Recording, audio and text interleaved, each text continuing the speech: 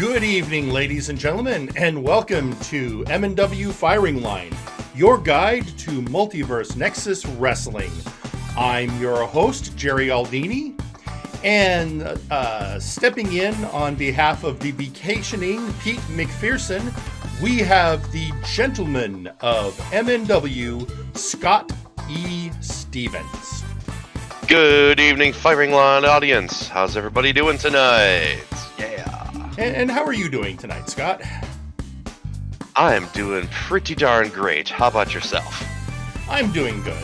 Thank you for stepping in as our Pete McPherson is taking some time off to, attend to some family matters and something about catching up on some college credit. I wasn't sure about that last part.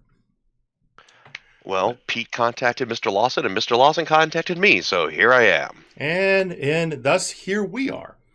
And with that, really no time like the present. Usually, Pete and I like to talk a little bit about the wide world of wrestling, but we've got a packed show tonight, considering that this week we not only had, of course, the latest episode of Flashbang, but the pay-per-view Future Shock for the Warzone roster.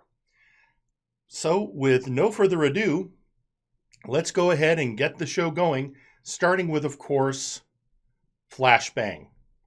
And this Flashbang actually started out, usually we have somebody come to the ring with a microphone. Sometimes it's Mr. Lawson, sometimes it's Earl King West, sometimes it's somebody else with some axe to grind.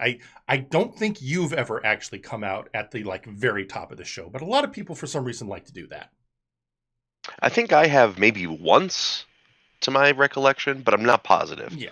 But this show, nope, we started right off with a match, and as is often the Flashbang tradition, the first match of the night was a showcase. Now, for the audience at home, anyone who may be a new viewer to Firing Line, there are always these showcase matches. They are 8 competitors coming out for elimination. Now, there is going to be 2 showcases on this show, but the other one at the end of the show is a special one. And one last thing before we head off, for those who subscribe to the premium package for Firing Line, we'd like to thank one Hartley Reaper for gifting a Tier 1 sub to a Mr. Hardluck. So thank you very much, Hartley Reaper, and congratulations, Mr. Hardluck, whoever you may be. Indeed. With that, let's go ahead and look at the showcase match, which this week starts out with Aurelian Starhand. It's becoming an old hand at showcases. Joseph Kalman of Fabulous. The Bad CG Ghost from Spectre Sonata. Simon the Psycho from the Empire of Terror.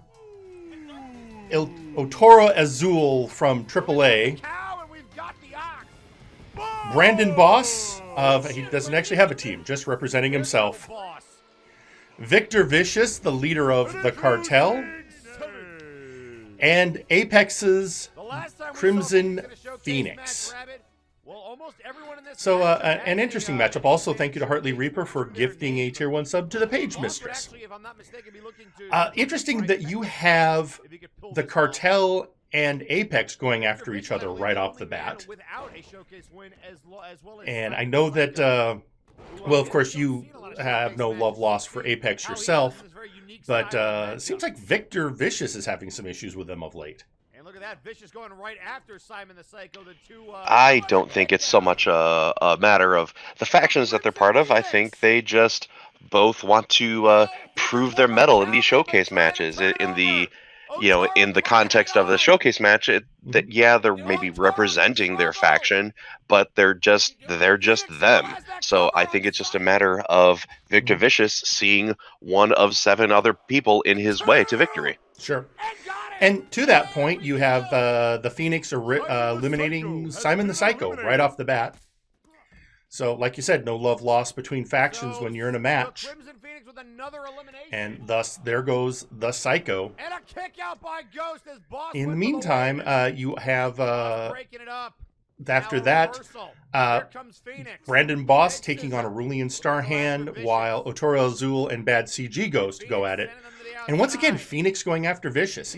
Maybe it's a case of picking the person you think needs to go out first. That's the best to make sure you don't get eliminated down the road. Yeah, sure. Take out the biggest dog in the yard. And I mean, size-wise, sure, Victor Vicious. Also, he's shown himself a capable competitor, but not capable enough to defend against the Phoenix. And Crimson Phoenix has had a lot of momentum lately. I'm not gonna lie. Really has. And actually won their last showcase match they were in, putting them in the 1-win column. Meanwhile, Otoro Azul getting a pin on the Bad CG Ghost. Oh, too bad. And thus the Ghost is gone. At the same time, Joseph Cowman, who let's not ever sleep on Cowman. Fabulous is a strong team. He's working over Brandon Boss here. And however, more than willing to change focus when it's opportune to go after Otoro Azul. At the same time, Phoenix going after Starhand. And of course, Starhand is loosely affiliated with the Empire, if I'm not mistaken. That is correct. And thus you get a pinfall for Cowman on the Brazilian Bull. And at the same time, the Phoenix takes out a second member of the Empire of Terror. And then there were 3. And this is an interesting matchup because Brandon Boss, of course, is looking for that elusive 3rd showcase win to enter the, let's be honest, the rarefied club of 3 showcase winners. It's becoming less and less rare, though. It's getting, well, the 3-win club is still hard to get into. A lot of people entering the 2-win club. But that 3-win club, it's still fairly exclusive. And with that, though, the Phoenix dashes that dream of the Boss. And then it's just Cowman and Crimson Phoenix. And with that, we did account. There was some speculations. I think our friend Mr. Genericson was having trouble keeping count. But the Crimson Phoenix, with this win over Cowman, 2nd showcase win, 4 eliminations during the match. And 2nd showcase win in a row, correct? Yes, which in and of itself is actually a significant milestone. Is anybody else able to boast that feat? That's not something kept in the records, so we would have to go back and do some checking. But if it was done, my suspicion was it was probably Big Rock, but we would have to go back and have our bookkeeper go that far and check. It looks like some audience members are saying the aristocratic Canid may have accomplished that. May have. I mean, we can go back and check. It's not something... We have people for that. We do have people for that. And the one thing I will state right now is with that win, the Crimson Phoenix did enter the 2-win club. And just to clarify, so for your earlier question, right now we still only have 4 competitors with 3 wins. That's the Mad Jester Fool, Buck Kim Wang, the Aristocratic Canid, and Lasumio won the Robot. And of course, everyone's looking at Big Rock's record of 4 wins, which is why he's known as the King of the Showcases. And it wouldn't surprise me at all if Big Rock has consecutive wins under his belt. Not at all. And of course, Scott, you yourself are currently you have won a showcase. I think in your case, though, you just don't show up in many of them. Yeah, I believe I have one of those showcase wins under my belt. Mm-hmm. And, well, my focus has been elsewhere, because I don't know if you've forgotten that I'm currently in the World Heavyweight title match in Multivania. So, I don't need to associate with the rabble that find themselves frequently in the showcase matches. I mean, that's fair. All offense to Crimson Phoenix. Well, there you go. Now you did win the opportunity after a 3-way dance to have a singles match in which you managed to then defeat Donkey Kang, thus securing your slot in the main event at Multivania. And at that point, you're still looking to see who all of your competitors are going to be. At the end of the night, one more will be decided, as the main event of Flashbang is an 8-man contenders showcase for the 6th of 8 slots at Multivania. I'm absolutely tingling with anticipation. Well, and we'll get into that later. Of course, as we get into the program, you yourself had a match that night related, but we'll hold off on that until we actually get there. Yeah, I have something to say about that just before we get to it. So just when we get there, give me the chance. I would be disappointed otherwise. Now, the next, so we talked about, usually the show starts out with somebody coming to the ring with a microphone with something to say. Well, it didn't open the show, but it was certainly the next moment. And it is somebody who is rapidly becoming one of the most popular wrestlers on the Flashbang roster. Ladies and gentlemen, I give you Brawl Kaiser. The best. All right. After defeating some of the best and brightest that MNW has to offer, I have done some research and have determined that in the last match that I had for the Interdimensional Championship, I was not pinned. Even one, well, it was one fall. Oh, shoot, I shouldn't. Okay, wait. And the aristocratic Canid, who I beat in a best-of-5 series, has a trios titles match, and I haven't gotten another title opportunity, which I'm not entitled to. Because I put a big win together and they won, and then stick to the notes, Brawl. Okay. So I am out here to state my case, to challenge the winner of tomorrow's match winner between Ozir and Citric. And I'm in trouble. Oh, Here comes the boss! Oh, shit. Brawl Kaiser, I thought we had an understanding. It wasn't that long ago that you were terrified of a get-off-the-schneid match, and congratulations on that win. And then you stuck what's called a winning streak together, that's 2 wins in a row, and won a showcase match. Congratulations. Why do you believe you are worthy to challenge the winner of the Citric King and Ozir Turan tomorrow night on Future Shock? That's not on the cue card. Mr. Lawson, Sir, Esquire, the, Emperor person, Sir, Leader of the Brass, I am worthy, because I beat Canid 3 times. Right. You beat Canid in a best-of-5 series, and you're disappointed that they're getting a title opportunity before you. But Canid and their crew won 2 matches against champions. And with all due respect, Brawl Kaiser, with your impressive victories, you have not pinned a champion. Oh, I see where you're going with this. All right. So, tomorrow night, I have to fight a champion, right? So, I challenge the, there's a lot of names on this. Okay, wait. I challenge the AEW champion, Kenny Omega, to a match at Future Shock. Ooh.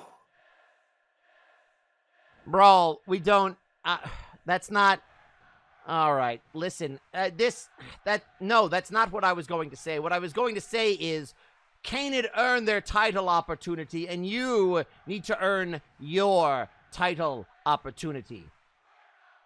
Am I making myself clear?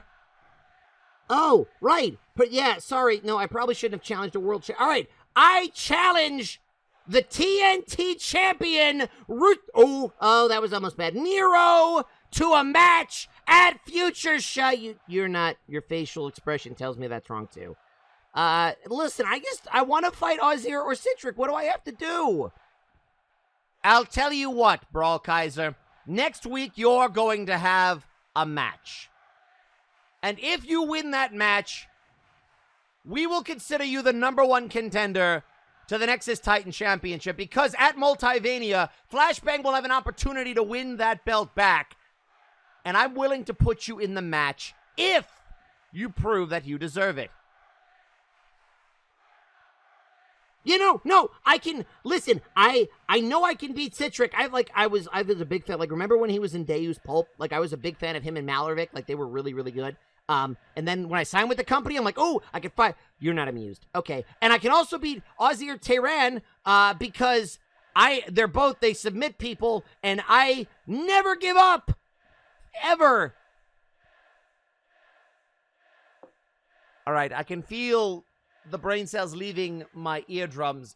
Brawl, next week, I will find an opponent for you. One that will test your might and see if you are truly worthy to be involved in the Interdimensional Championship picture. And like I said, if you win that match, you will challenge the winner of Ozzy Tehran and the Citric King. Is that fair? Mm-hmm. Don't answer that. It was rhetorical. Please, I'm tired of hearing your voice. Well, ladies and gentlemen, Brawl Kaiser with an opportunity to book his ticket to Multivania. He wants another shot at the Interdimensional Championship. He wants a shot at Citric or Ozzy. Damn. He can do it. I believe in him. Did he just challenge Kenny Omega and Miro to matches? Yeah, he did. And there you have it. So tomorrow night on Friday Night Flashbang, Brawl Kaiser will have a match against someone yet to be named. And if he wins that match, he becomes the #1 contender for the Interdimensional Championship. Good luck, kid. I've seen Lawson get into the ring with very belligerent wrestlers, very angry wrestlers, very aggressive wrestlers. And I've never seen him lose his ability to string a sentence together against them. But yet, he gets into the ring with Brawl Kaiser, and it's suddenly, I think just all reality goes out the window. There are things about Brawl Kaiser that just boggle the mind of mere mortals. Sure. I wonder what, you wonder how, you know what? I'm not even going to question. I don't know how Henshin heroes work. More power to you, Brawl Kaiser. Go, Brawl Kaiser. And we're seeing some activity on social media. First from, Kath Gina. I will continue to slowly work my way through everyone who stands in my way to that piece of garbage who killed my kin. I'll give her credit. She stays very focused on the task at hand. Also on social media, we're hearing from Lasume. As a member of the rabble, as you put it, I find that statement rather rude. The showcases have become a beloved match at Flashbang. So far to say it's what made our show what it is today. Oh, I completely agree that the showcase match is a cornerstone of Flashbang, and it's become quite the institution, and it's a great opportunity for up and coming wrestlers to showcase their abilities and bring some attention to their brands in the hopes of future advancement in the card. My point is, Lasume, that I've been there and done that. So, yeah. Fair enough. Now, the next match. So, everyone has been very happy lately to have the return of Tiki the Troll. And Tiki, everyone knows that Tiki was put in the hospital by a poison introduced to him by Earl King West, meaning he is one of... let's be honest, there's a laundry list of people with grievances against the Empire of Terror. In fact, this match we're about to see is not the only match of the night based on a grievance against the Empire. But this one sees Lord V, accompanied by the Cleaver, taking on Tiki the Troll, accompanied by Tigery.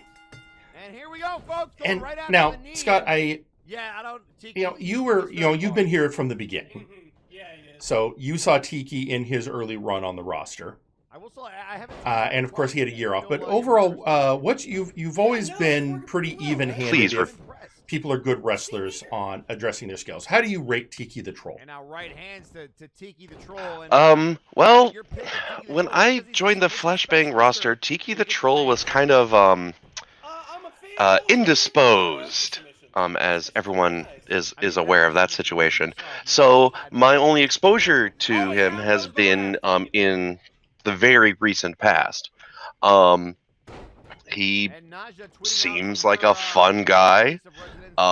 He seems like a talented competitor. And I feel like he fits right in with the rest of the cartoon characters here on Flashbang. Okay, and so then let's go for your professional assessment of his opponent, Lord V. Oh, sit down, Tombstone. No comment. Oh, fair. I mean, that's kind of a lot of people's opinion of Lord V, so we'll take it. And the Void splash although, good ring awareness by Tiki, knowing what Lord V was going to do, getting those knees up. To the midsection. I'm sure that, because you yourself, you're not a high flyer. You prefer to stay on the mat. And with that, what are your thoughts on those guys who do go up and risk that? That's a high risk for reward maneuver. It very much is. I mean, that's the old saying when someone goes up to the top rope, that it's a high risk maneuver. It's high risk, high reward. But you know what? I've seen a lot of wrestlers in my time and before my time utilize maneuvers from the top rope, and it horribly truncates their career. And that's the biggest reason why I don't do it. Because I prefer a style that is more conducive to a long and fruitful career. I'd rather not burn out, such as it is. Not making any references here. Fair. Sure, that's fair. And of course, the dividend of having somebody like the Cleaver at ringside, getting Tiki's attention. And there's that. Lord V has been a strong. He's. Let's remind everyone, he debuted in a feud against the Creation and won his first match against him. Now, given he stole the Creation's finishing move, but a lot of people do that. And if there's one member of this roster that can really go toe-to-toe with the Creation, it's Lord V. Yep. Almost makes it weird with considering what we will be seeing later in the evening. But maybe the decision on the Earl King's part was to send a message to Tiki by having him face V. Fortunately, that message was responded to by Graven. And now Tigery into the ring. And thus, then Tigery, wife of Johan Mjoln, comes into the ring to lend some assist. But not having a lot of effect on the man from the Void, if you could call him a man. Right. The being from the Void. Yeah, the embodiment of the Void. We still don't know. We really don't. The only messages we ever got that seemed to be from V or some representative came in the form of origami that was animated. And that's neat. Yeah, and that one time he stole Joe Mojo's voice. Well, we know that he's not a black hole, right? We're pretty sure. We're pretty sure he's not a vacant. That was a suspicion a long time, but he doesn't seem to follow the rules of vacants. Yeah, we don't know. I think that's what it really comes down to. We don't know.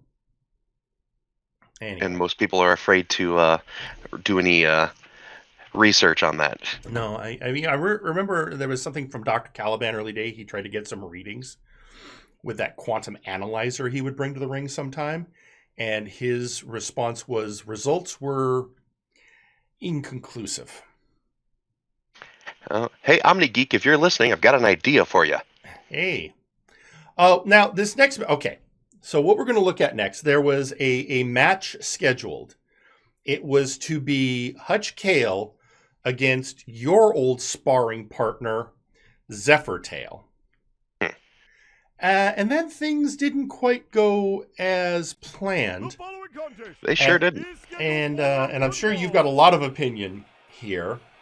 I don't have. The first thing I know, I don't have to tell you what happened. I'm sure you were riveted.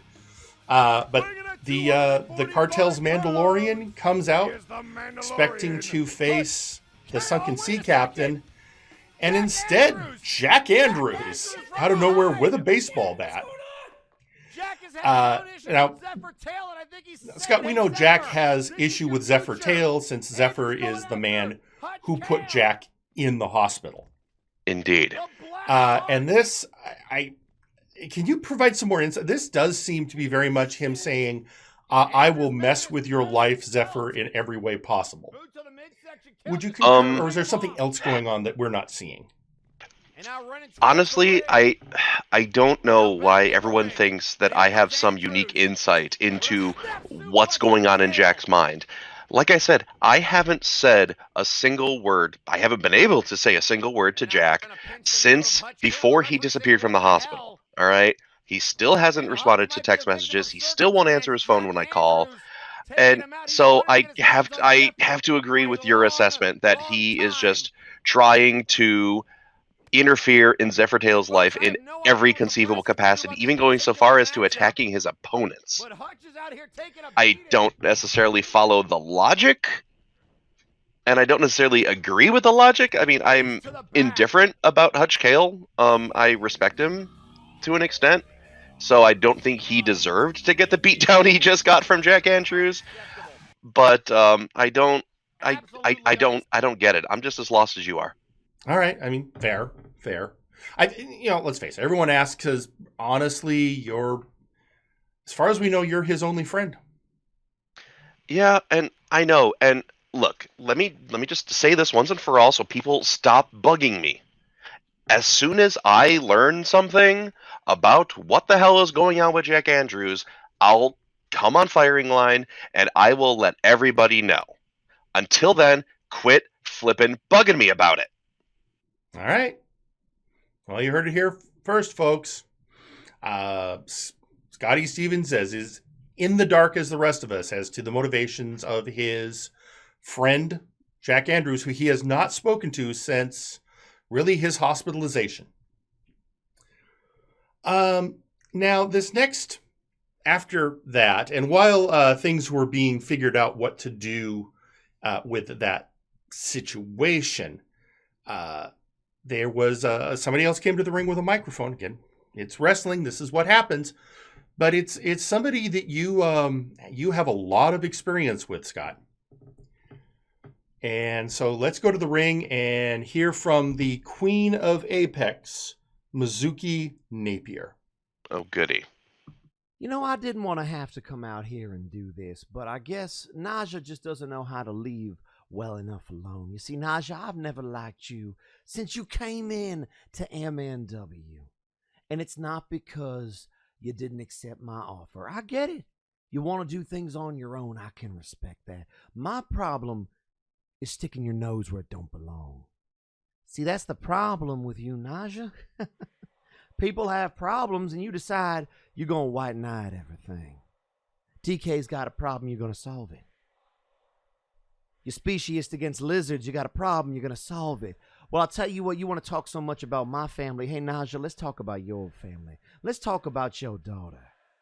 Oh, I've done my homework on you, Naja. And for all the stuff you talk, for all your righteous indignation, you're the queen that had the baby out of wedlock, right? So let me make this short and sweet. I'm going to leave an extra ticket for Multivania for your little girl so she could sit at ringside while I beat your ass. See, I'm going to humble the White Knight because you stick your nose in too many people's business, it's fun to get bit off. That's the way things work when you play with predators, little girl. And when your daughter is crying at your bedside in the hospital, I won't be held responsible because you wanted this. You want to fight everyone else's fight? I'll make sure you never fight another fight again. And there you have it. So looks like we are Mizuki Napier is at least focused now on Naja. And can you really blame her? Well, I mean, I'm kind of torn because, like you said, I have no love for Mizuki whatsoever. Mm-hmm. And frankly, I think while she is very good at these mind games and she's oh so loves to get under the skins of her opponents, I think she is quickly writing a check that her scaly ass can't cash because we've seen what she can do. We've also seen what Naja can do, and Naja can kick a whole lot of ass. This is true. And last week, we certainly had the incidents. I mean, Mizuki came down during the match of Naja versus Katrina. Didn't really interfere, so to speak. Was just sort of there. Anyway, I'm going to be interested to see where this is going. Naja at first was standing up for TK, and of course being supportive of Kathjina, but now this does seem to in fact be taking a turn. I will say I don't really approve of bringing Naja's child into this, though.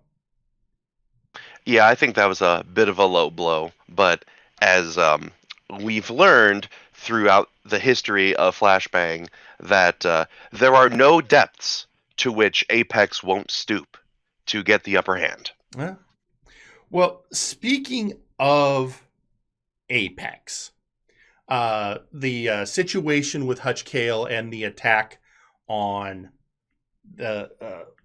him by Jack Andrews was settled. The brass decided to there was still going to be a match.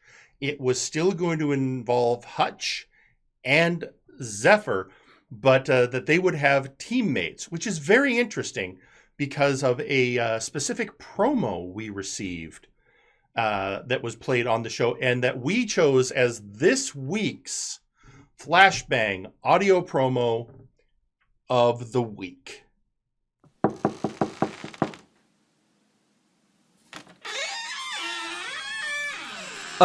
Hi, Madness? You asked for me? Yes, Marty. Come on in, take a seat. Okay. Right here? Yes, all I need from you is to read this paper, Marty. I have, better things to do. Oh. Okay. Is that it? Huh. Okay. Hello, MNW. My name is Marty, and I am here to read a promo from the Madness to... Oh man, how do you say that? Zephyr Tail?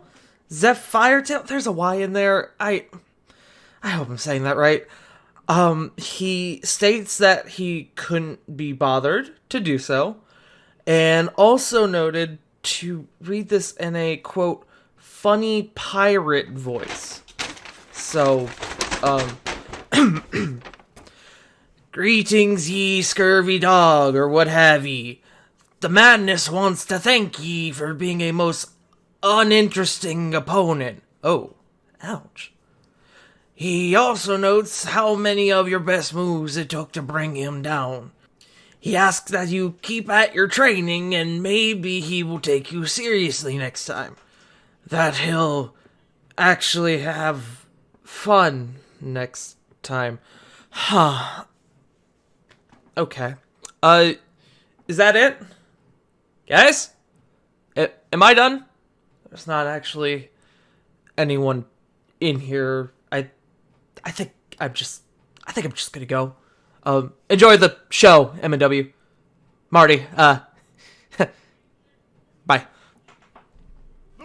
And with that, we go to the ring where the Mad World, Mad Jester Fool and the Madness, join Hutch Cale, who changed into his other suit of armor, to take on Apex. Zephyr Tail coming to the ring with his friend Blight Howless and Revolos.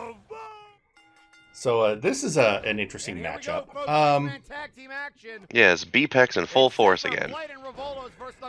And I look at this, and my first thought is, I'm not. I can't say for 100%. I think possibly the only human in the match might be Hutch. I don't know. I know he's a Mandalorian. I don't know if he's human under that helmet, and I'm not taking any bets on Madness. Yeah, I was gonna ask what species does Madness identify as? I don't know really. No, but in the end, we've got a werewolf, a gorilla, shark hybrid, whatever flavor of undead or supernatural creature Magister Fool is. Former human, I believe. Possibly. Don't hold me to that. We don't know. Yeah, I don't know.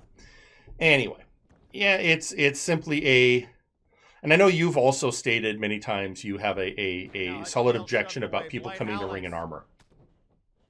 Yeah, but in the case of Hutch Kale, I'm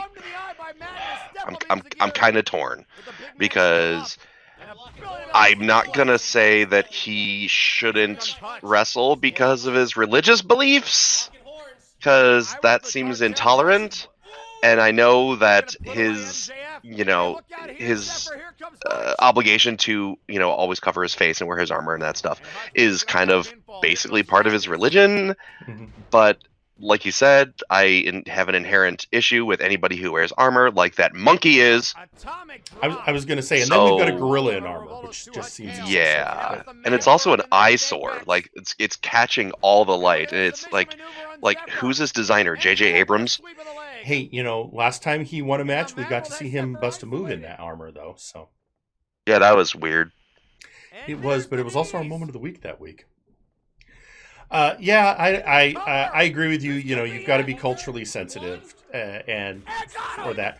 And on the other hand, the match ends up going to the cartel with the fact that the Madness actually pinned your Zephyr Tail. So you're about to save my friend. I was about to say your friend, but really I was thinking your old sparring partner. I mean, you faced yes, him. yes. All three of those are old friends, we'll say, of mine. Yeah, they are certainly part of the 80% of Apex that I've defeated. Yes. Now, who have you faced more, Labris or Zephyr? Because you fought Zephyr many times. I did. So that's more what I'm saying is it seems particular between you two.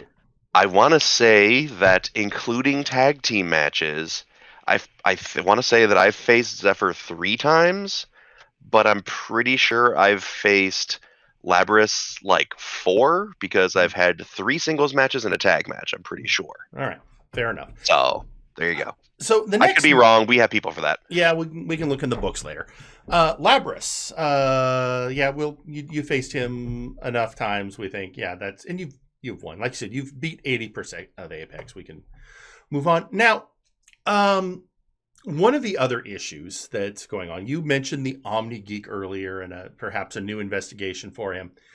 The Omni Geek still has an investigation going on, trying to identify who poisoned Blight Hallis and who ran over Nero Napier with a car. And he's got questions. And one of the people that's not been so forthcoming with those questions was, he had made some inquiries to Vaporwave and Apollo Hades. Apollo has, of course, taken exception and called out Omni Geek, and somehow Sandman got involved.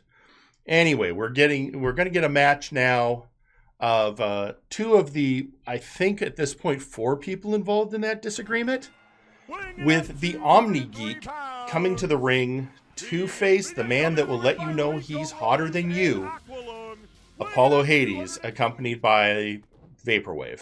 Now a boot to the midsection, and Apollo catching a DDT from Omni Geek. First off, a really simple question, Scott. Omni with a, Do you accept that Apollo Hades is hotter than you? I accept that he's hotter than you. What's on your mind, Rabbit? Yeah, but And that's what he always says, that he's hotter than you. So you say he's talking about me in particular. Well, he certainly isn't talking about me. All right. Then, so you're saying that he's not hotter than you. I'm not saying anything to that effect whatsoever. We're talking apples and oranges. You're talking yourself in circles. So let's focus on the match here. Fine. So now here's the thing you remember about Omni Geek. Omni Geek, although he did not defeat Satyrus Basilicus, he has the second longest record for staying in the ring with Satyrus at 10 minutes. So with that said, everyone has to acknowledge that he is a surprisingly strong competitor. A lot of people, because he's a geek, tend to dismiss him. But he's shown he can get the job done in the ring. Yeah, anybody who can last that long with a monster like Satyrus is someone that should not be slept on. Right. And then, on the other hand, you've got Apollo Hades. Vaporwave's been doing pretty well of late. They, of course, came up short in their attempt to win the tag championship. And but overall have shown to be an effective trio. Yeah, while they haven't, had that big match win yet, they've been persistent and they've been generally effective, amongst the lower and mid card roster, to keep themselves, relevant and always kind of on the radar of whoever is holding whatever belts that they are seeking. Right. And here we have Apollo Hades winning his match against Omni Geek. So I guess he proved his point.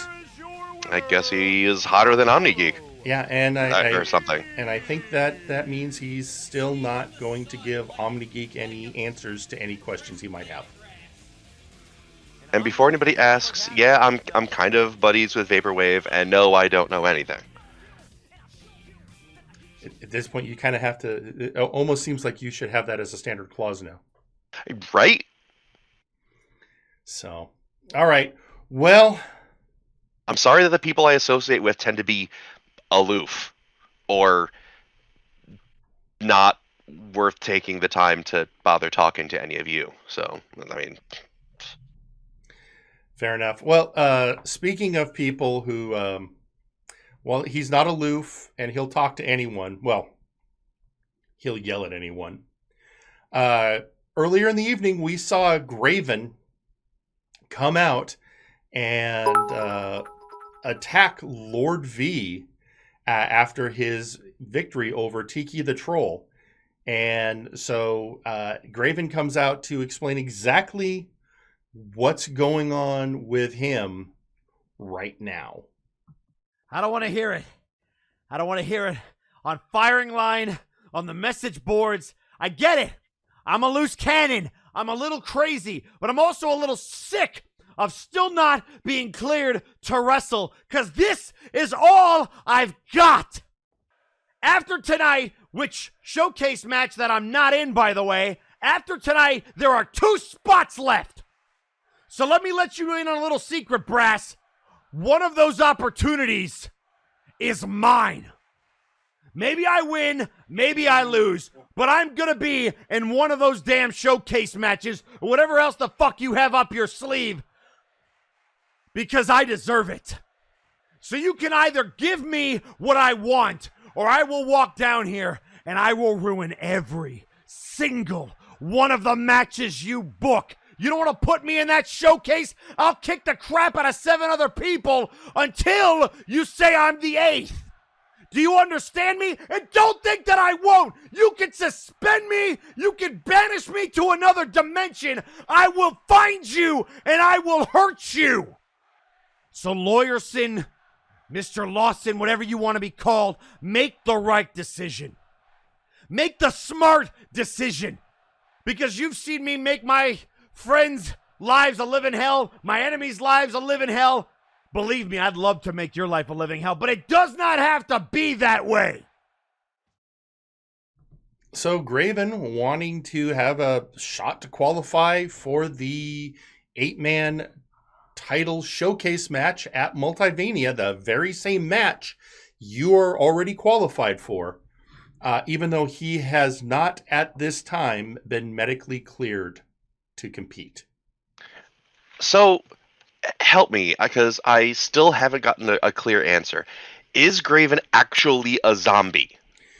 Yes, we do know, in fact, that he is a zombie. He is on record with an interview by Joe Mojo to be over 200 years old. Okay, because for a zombie, then he smells amazing. We don't know the nature of his particular flavor of undead. Yeah, he doesn't seem particularly like decayed, so maybe like he got zombified like really close, like past the moment of death or something. Because I'll tell you, like with like the Bone Warriors, for example, or like Spike. At least I don't know what Burden's deal is, but Spike's a zombie, right? Yeah, and he looks like a zombie. He looks like he's got some pieces that weren't originally his, and he stinks up the locker room like nobody's business. But then you've got Graven, who like seriously, he always smells like he just got out of the shower and uses Old Spice body wash or something. Well, we do know his. We would have to check, but my understanding is his resurrection had something to do with an attack on his hometown, his village, by Dark Lord Prinny. Not 100% sure he isn't, risen due to the power of vengeance. That would be we'll have to dive into that one. So kind of like the Crow. Yeah, I mean, I wasn't gonna. Yeah, kind of. All right, I'll run with that. Sure. Without the really cool spirit animal, but yeah. Graven, get a cool spirit animal. Yeah, hey. Don't make it a crow though. That'd be No. too obvious. And make it something that likes chocolate. I don't. You know what? We're gonna move on. Speaking of that 8-man showcase match at Multivania for the Flashbang World Heavyweight Championship. Is this my match? This is your match. At this point, there were 4 competitors already named to go up on that match, to go after Nero, who will be in there. Yourself, El Pollo de la Muerte, Nitzig Gunk Gobbler, and the Grim Reaper. So the brass, in their infinite wisdom, decided, hey, let's show off these wrestlers in a tag team match. Before we show the match, go ahead. You said you had something to say. I do. I wanted to, address what happened when I arrived at the arena last week, because I had made that social media post, talking, saying that I was looking, enjoying my rest, and then I heard Jen Erickson say something about, oh, he doesn't watch the show, he's got a match. No. See, when I got there, some stagehand thought he was being funny when I asked him if I had a match, and he said no. So then I made my post, and luckily I had barely enough time to get my gear on when I heard that I was misinformed. Needless to say, that stagehand has regretted some of his life choices. Fair enough. Before we get into your match, a couple posts on social media of interest. First off, from the Omni Geek, saying, don't worry, I have less direct ways of getting information. All right, fair. I have faith in your abilities. And then we have Kath Gina, I guess, deciding to help fill in your knowledge gap, saying, Burden is a fallen Esmir. For the record, Mr. Stevens, if you break Jagger's jaw before I can, I'll consider it a debt or favor to pay. Duly noted. Yeah. Like I said, she's very, very, it's really a very mono focus. I mean, I can't promise that I'm not gonna ever maim him at all before you get to him. Yeah. So, like, we're gonna have to like negotiate some terms or something, Right. honey. Well, let's Yeah. while we're talking about that, let's go ahead and look at your match. And it was interesting how the brass decided to break down the teaming because you have El Pollo de la Muerte, who is it fair to say you and El Pollo have a definite rivalry going on? Yeah, yeah. While I respect him professionally, that respect does not translate into my personal feelings about him. But well, you will see what happens. Yeah. So yeah, you ended up being paired with El Pollo de la Muerte against Nitzig Gunk Gobbler and the Grim Reaper. So I have to say real quick that this was a first for me because up to this point I had never ever wrestled an orc. and considering how many there are in professional wrestling, At least around here. yeah, I mean, you see, I've seen a few of them in other, they get around. I mean, let's face it, wrestling is a very orky profession. Yeah. I mean, it makes a lot of sense. I feel like orcs tend to have to dial it down a bit, from their usual violence and barbarism because they're not supposed to murder anybody with whom they share the ring. Yeah, and for the most part, the orcs I've seen do pretty. Even Nitzig, who's probably the orkiest orc we have in MNW, has managed to not kill or maim any of his opponents thus far. Well, I've known I've met a few orcs in my time, and they seem to largely have at least some sense of honor and respect for the the whatever laws and regulations are in place to allow them to express themselves in their preferred manner. And yeah, it does seem like you were pretty much focused, while the Grim Reaper was very focused on. So it's interesting that the Grim Reaper focused on the Chicken of Death. So yeah, I honestly, I was having fun. Like I said, this was a novel experience for me to go toe to toe with a barber shear wielding chain laden. I think I've seen him play Blood Bowl a few times too. He did say he was a Blood Bowl player in an interview prior to becoming a professional wrestler. I'm a fan. I want to like. Does he still actively do it when when he's not wrestling, or just in the off season, or what? I haven't heard if he's still wrestling. Either way, you did manage. I mean, oh yeah, look at that! Wow, look at me talking over myself. Getting another decisive, undisputed win over my opponent. Yeah, a master class on the orc, and then But you know what? Yeah, well, go ahead and. No. Tell them what's happening. No, I just you hit a master class. Oh, it faded out. It's an orc. And you faded out before it happened. But for anybody who missed it, yes, I shook hands with Pollo de la Muerte. Like I said, I respect him professionally, and you know what? He did a really good job of keeping Grim Reaper the hell away from me, allowing me to focus on a single opponent, just the way I like it, and securing the win for our team. So, Pollo, if you're listening, kudos to you, sir. All right. There we go. So now, all right. So, and of course, all bets are off come Multivania when all four of you will be in that 8-man match going for the world title. I mean, that goes without saying. Of course. In the end, it's every man for himself. So, and as I've stated on numerous occasions, I fully intend to personally end Nero's winning streak and become the next world heavyweight champion. All right. And thank you to Lusumi the Robot for gifting a tier 1 sub to L Robot. Little robot solidarity there. And and there's here I got to pass on a message to you from Kath Gina. Mm-hmm. I'm always open to negotiations. We shall speak in the future, Mr. Stevens. Scott, I don't know how much you're versed in fairy lore. If you can avoid actually making a deal, I would recommend it. Make sure you bring the libations you brought me last time, love. Okay. Now, so far, when it comes to Multivania, the only thing we have up to this point known for sure will happen is there will be titles defended, but the only match that has had anything set is the aforementioned 8-man showcase match.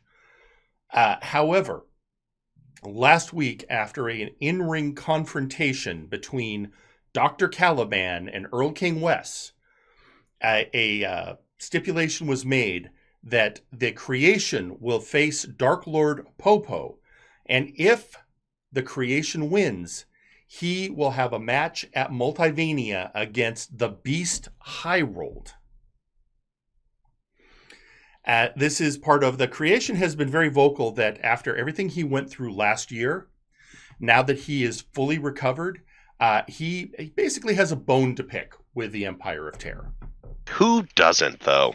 It's true, but you got to, I mean, they did, kidnap him, rip his brain out of his body, put in the brain of the Beast High Rolled, and use his body as a weapon of mass destruction until at such time that Dr. Caliban and the rest of House Caliban got the body back, and then Graven and Alexis Edmonton secured the brain. I mean, he's been through a lot. I mean, you've got to say that on the order of various people with problems with the Empire, outside of perhaps Graven, he has, I would say, one of the biggest bones to pick. I wholeheartedly agree. All right. Well, before he can get to Multivania, though, he has to earn the right. And so we have and this is interesting. This is the first time I think it has just been the Caliban family coming to the ring. Just Dr. Caliban and his two sons. Usually the Sandman is in there somewhere. How wholesome. And then, of course, then Popo comes to the ring with Earl King Wes and the Grim Reaper. And that was interesting. I'm not sure what Popo was going for, but did it seem to you like he tripped on his way to the Creation? It kind of seemed like it. It seemed like he was... I thought at the time that maybe he was like trying to fake him out or something, which is weird. I wouldn't expect Dark Lord Popo to be that clever. So, I don't know. Well, you've got to remember Popo with his history. I mean, when he... the whole reason that the Creation is facing Popo is Popo is wearing what has become known as the Mask of High Rolled. He wears the parasitic mask that the Beast High Rolled originally wore that gave him his power. And Popo originally had a build much closer to Thunderbolts. Also, I don't think I've ever seen anyone block one of the Creation's brain chops.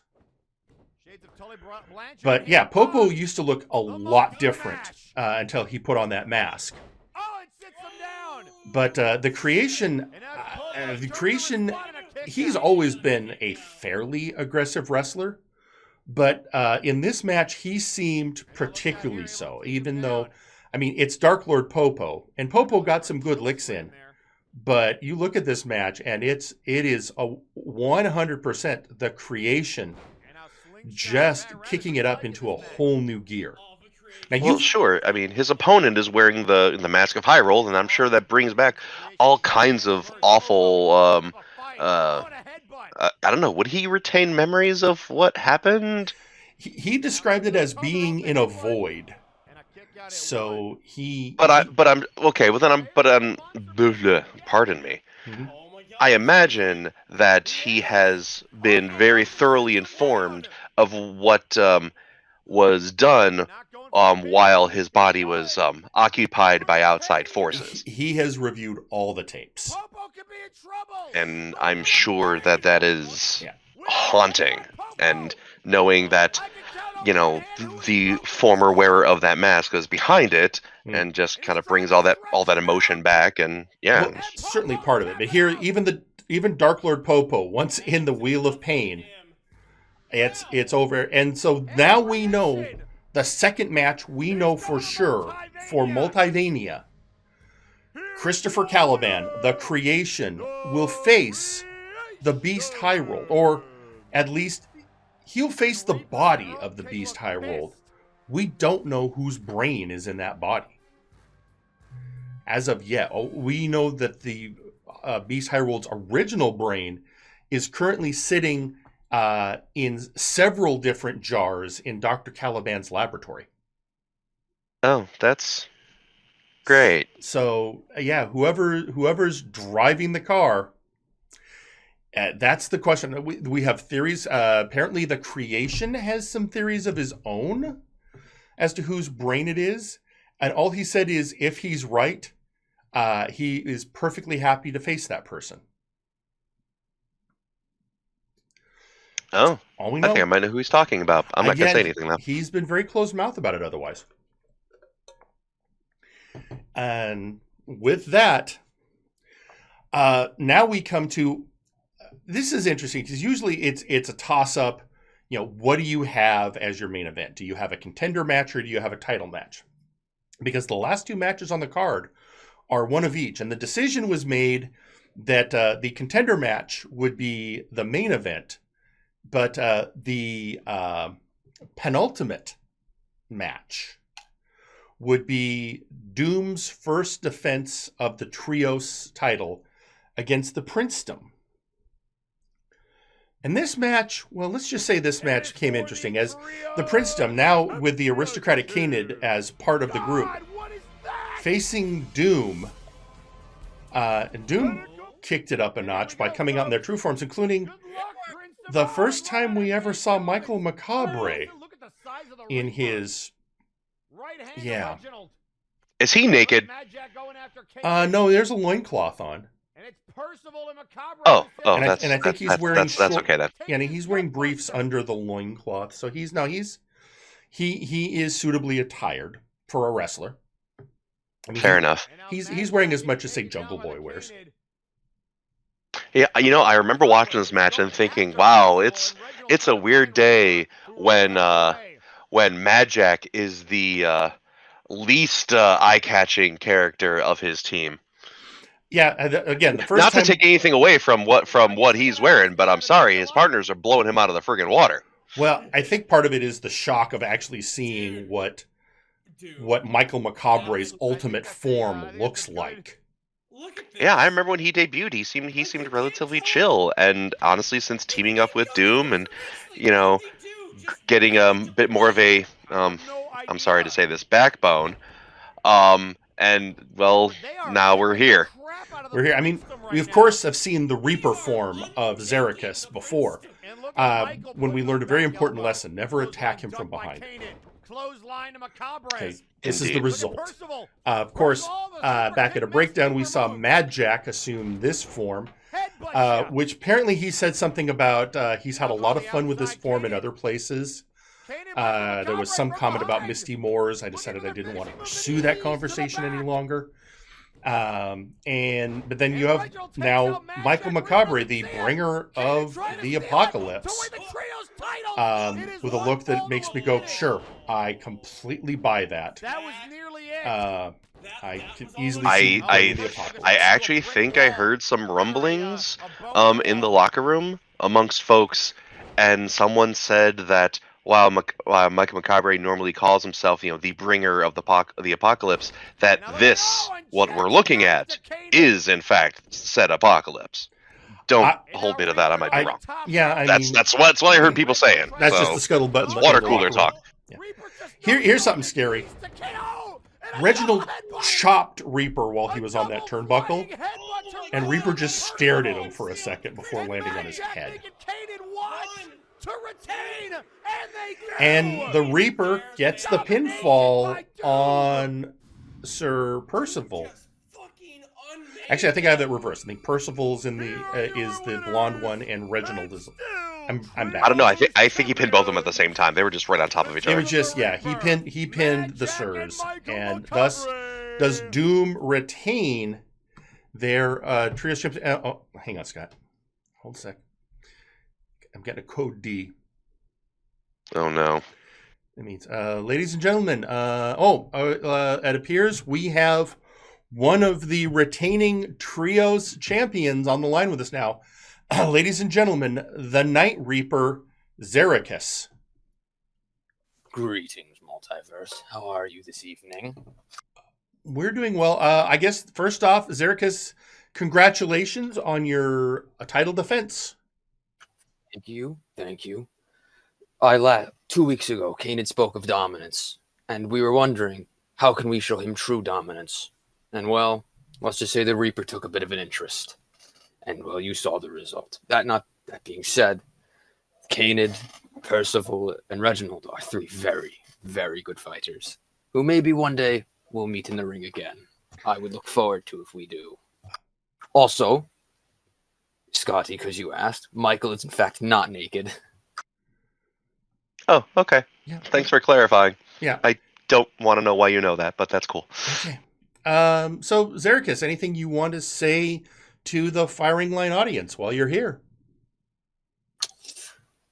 Look forward to Multivania, as that will be a crowning moment, hopefully, in our reign. And hey, before you go, just for the cheap pop, could you tell us that one very important commandment? One very important, more like the only one. You never fuck with Doom. And there we go. We have to get on with the show, but Zericus, it would be rude of me to end this call without giving you a chance to have your normal sign off. Of course. Click Doomsday. Good night. And there you have it, ladies and gentlemen. 1/3 of the trios champions, Zericus, and yeah, I've just learned it's be mannerful. Just be polite with them. It's great. Otherwise, Mad Jack shows up, and then I get really nervous. Yeah, Understandable. no, it's good. It's right now. I feel I'm developing a decent relationship with Doom.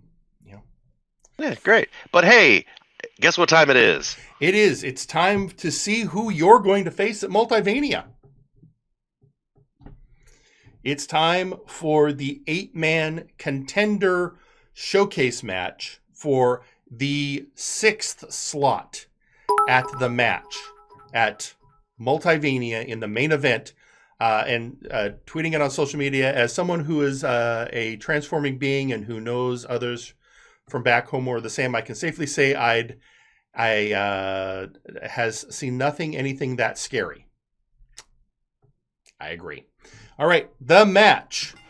So first off, Seth Jackson of APS, the curator of the Guild, Ramoond, formerly of the Four Horsemen, Fuck Him Wang of Fabulous, the Sandman of House Caliban, and of course the Time Bandits, Jagger Blackthorn of Fate, and Big Rock of the Forces of Nature.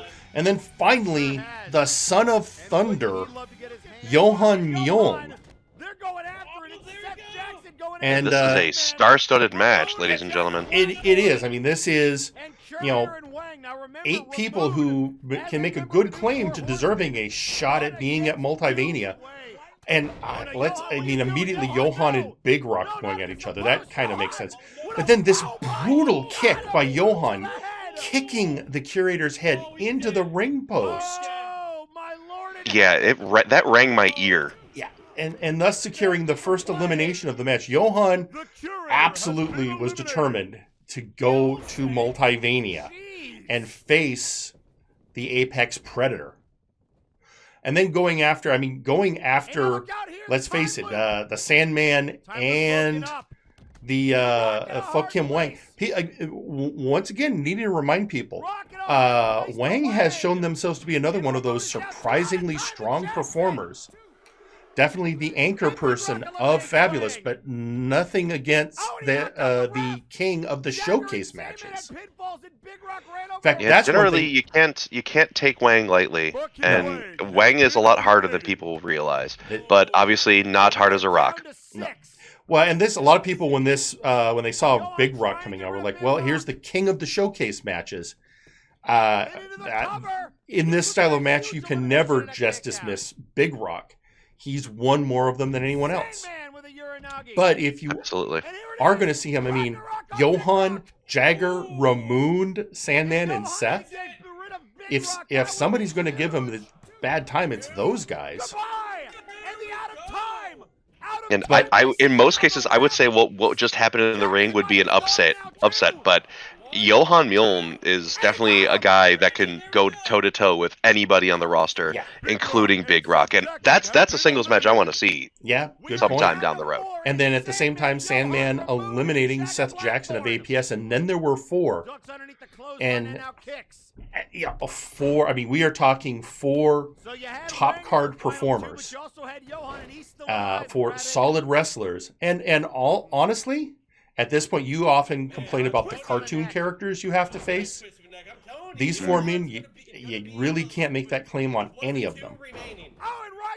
Even I mean, Ramoon's case, he could try, but I see guys like Ramoon, guys who look like Ramoon at least in my home dimension all the time, so it's not entirely out of the ordinary. Sure, but I mean, it's still wrestling. It's still pro wrestling. Yeah, Ramoon, of course, though, being eliminated by Johan Mjoln, and then Johan targeting the Sandman with Ragnarok, getting him in the pinning predicament. And then there were 2. And was that 3 eliminations for 4 for Johan, right? Johan was determined. And now you have 2 founding members of Fate fighting it out for a chance to go after Nero Napier's belt. But with that, despite past friendships and attempting to reconcile their various issues, in the end, Jagger Blackthorn takes the win. I think part of it, let's face it, Johan had to give the Sandman 2 Ragnaroks in a row to put him out. So it's a fair bet he was maybe a little gassed by the time he got to Jagger. But no, even then, it's still the Omni Slayer, one of the top performers on Friday Night Flashbang. And thus, the 6th slot goes to Jagger Blackthorn. So for those of you keeping track of the contenders going to Multivania in that 8-man showcase match for the World Heavyweight Championship, you have the champion, Nero Napier. You have my co-host this evening, Scott E. Stevens. You have the Grim Reaper of the Empire of Terror. You have Nitziga Gump Gobbler of the Cartel. El Pollo de la Muerte of AAA. And now, Jagger Blackthorn of Fate. And there are 2 slots left. And we are less than a month away from Multivania. And now I have a question regarding these contendership showcase matches. Mm-hmm. Have non-winning participants been allowed to be in more than one of them? Like basically get more than one shot? Not because I as of yet. Okay, I thought I saw like 1 or 2 that maybe were, but I don't always pay attention. I could double check, but for the most part, no. It seems to be, and I think the logic there is with the. Okay, I'm getting from the office that the one person that has managed to wiggle their way into 2 was Aurelian Starhand. But he's the only one that managed to slip through, and there's questions on how he managed that. But other than that, no, it has been 1 shot for everyone. That means there are 16 competitors, and there are absolutely 16 competitors left on the roster who have not had a chance to qualify yet. One of those being the Chocolate Zombie, Graven, who not medically cleared, but is still looking for that slot. But with that said, we are at the end of the Flashbang portion of the coverage, except there's one last thing to go to, and that is the Flashbang moment of the week. But first, a word from our sponsor. And now, a message from the brass.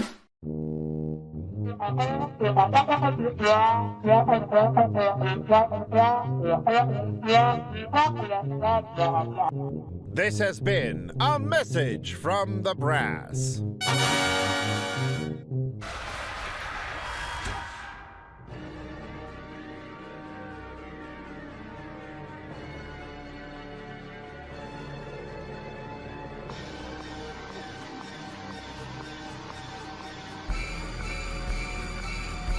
Oh my God! What is that? And a combined weight of 1,422 pounds! They are the Trios champions, the team of Michael Macabre, Mad Jack, and the Reaper! Doom! Oh my sweet Oh Mary God! God. Oh my Lord in heaven! There is one commandment, thou shalt not F with Doom! And I guess we know where Mad Jack's been. That is the scariest fucking thing. That's awesome.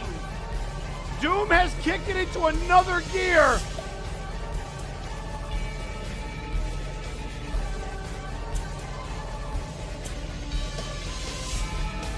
Alright. So I don't have words. I got nothing. I was saying for the prince, I'm like, oh yes, the prince, of course. I know, I get that, but gee, what are you gonna do against this?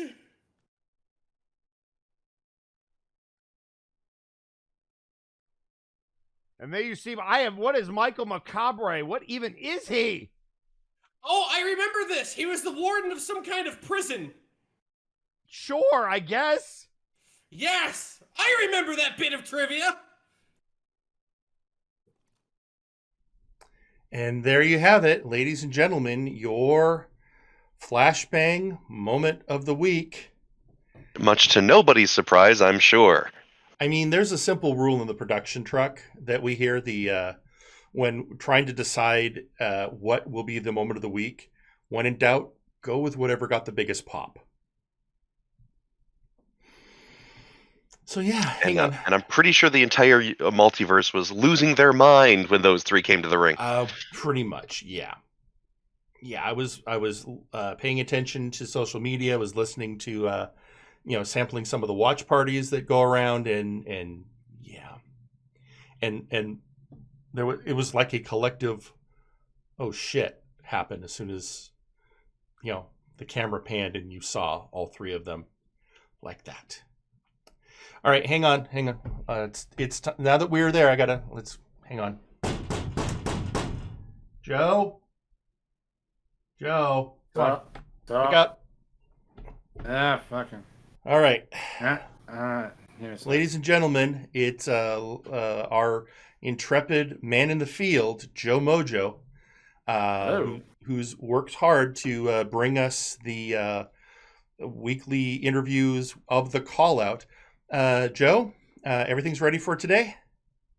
Yeah, I will mention that there were a couple of things that had to get cut out for the sake of time because I looked at the overall recording of it. It was like 15 minutes long, and I had to shave a lot of it off.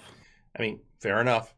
So with no further ado, ladies and gentlemen, it's time for the Callout with Joe Mojo.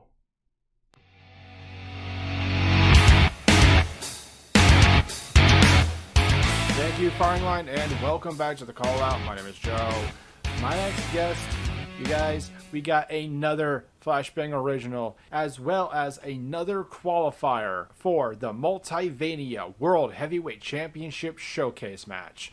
For he is the leader of Fate. He is the Omni Slayer. Please welcome Jagger Blackthorn. The game!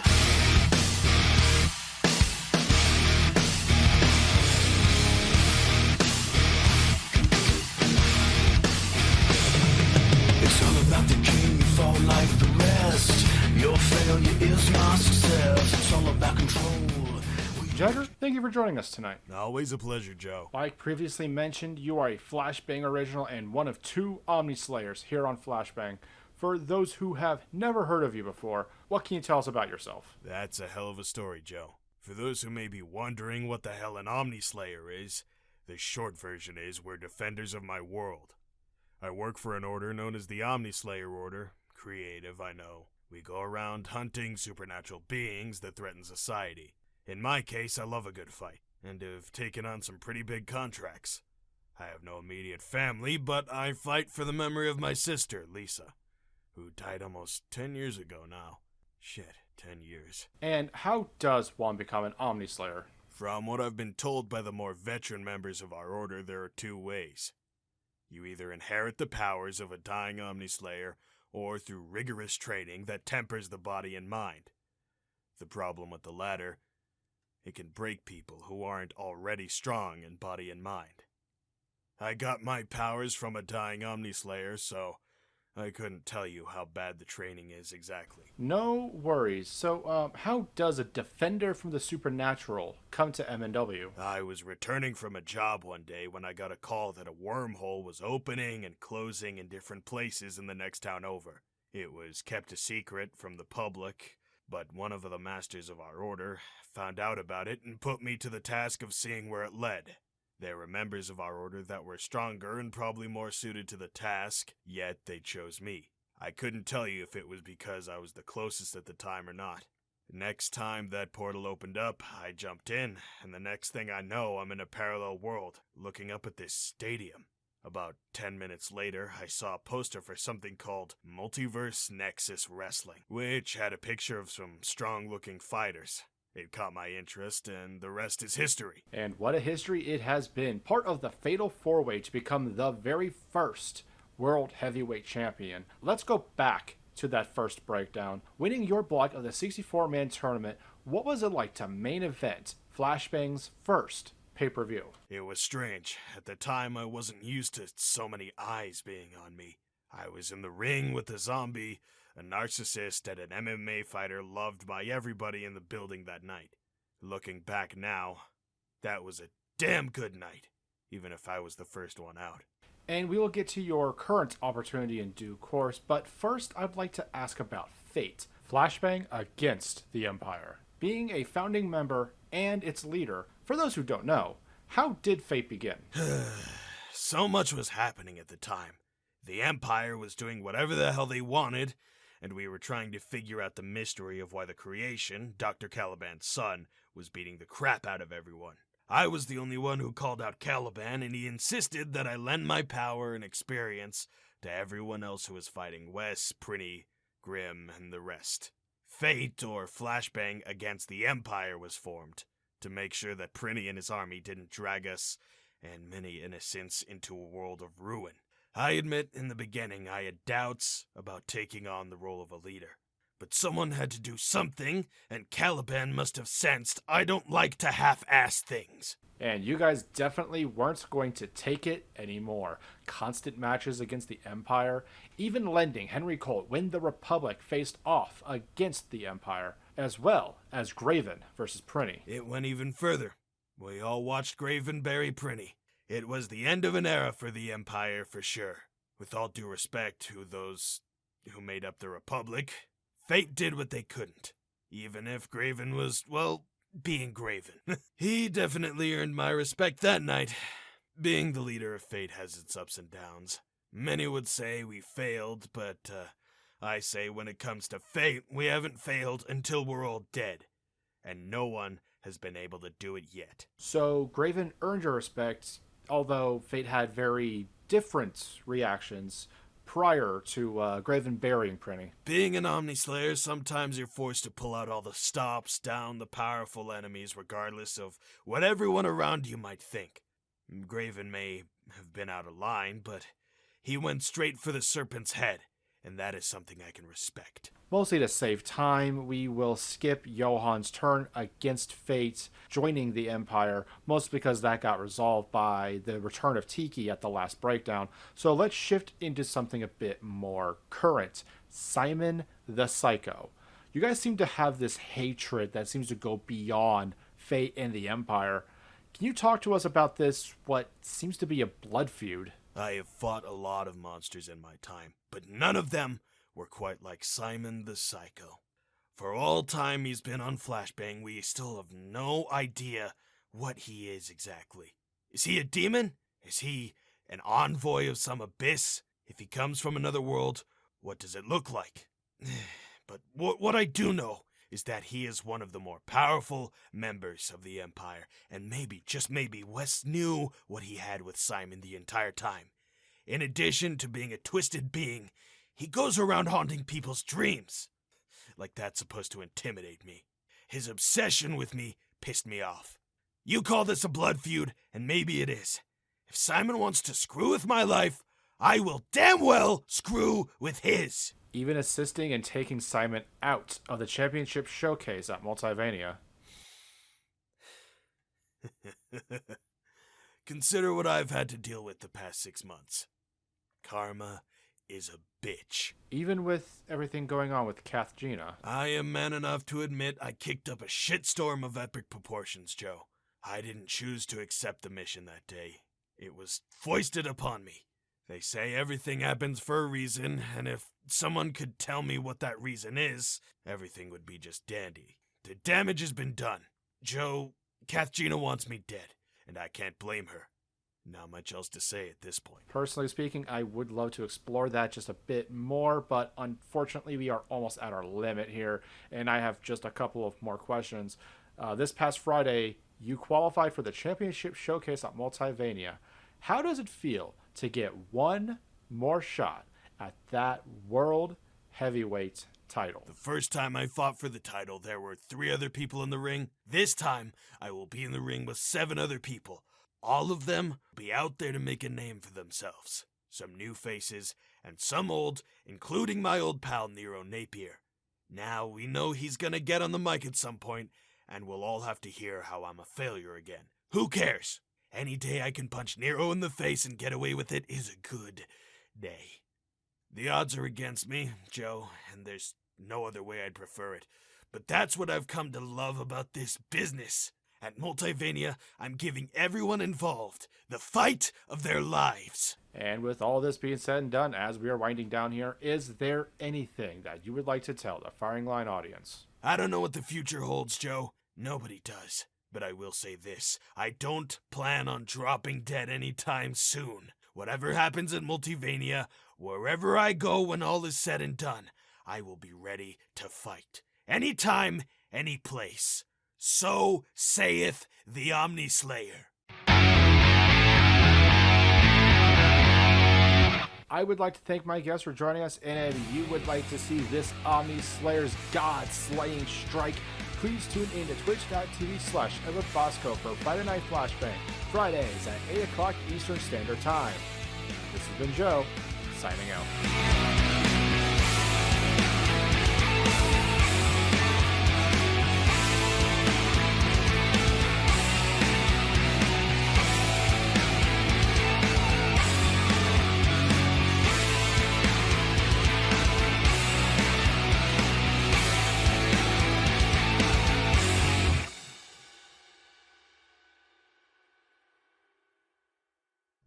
And there you have it, ladies and gentlemen. Thank you, Joe Mojo, once again for the call out, and thank you to Jagger Blackthorn for sitting in and being your guest this week. You said that you had to cut some of the interview for time. Yes, there were parts of the interview that I would have loved to have kind of expanded upon, mostly about the what happened with Kath Gina's cousins, as well as in the beginning he mentioned that he was fighting for his departed sister Sarah, and we actually did expand upon that a little bit in the interview, but like I mentioned, that added another 5 minutes that unfortunately we just could not put in. Fair enough.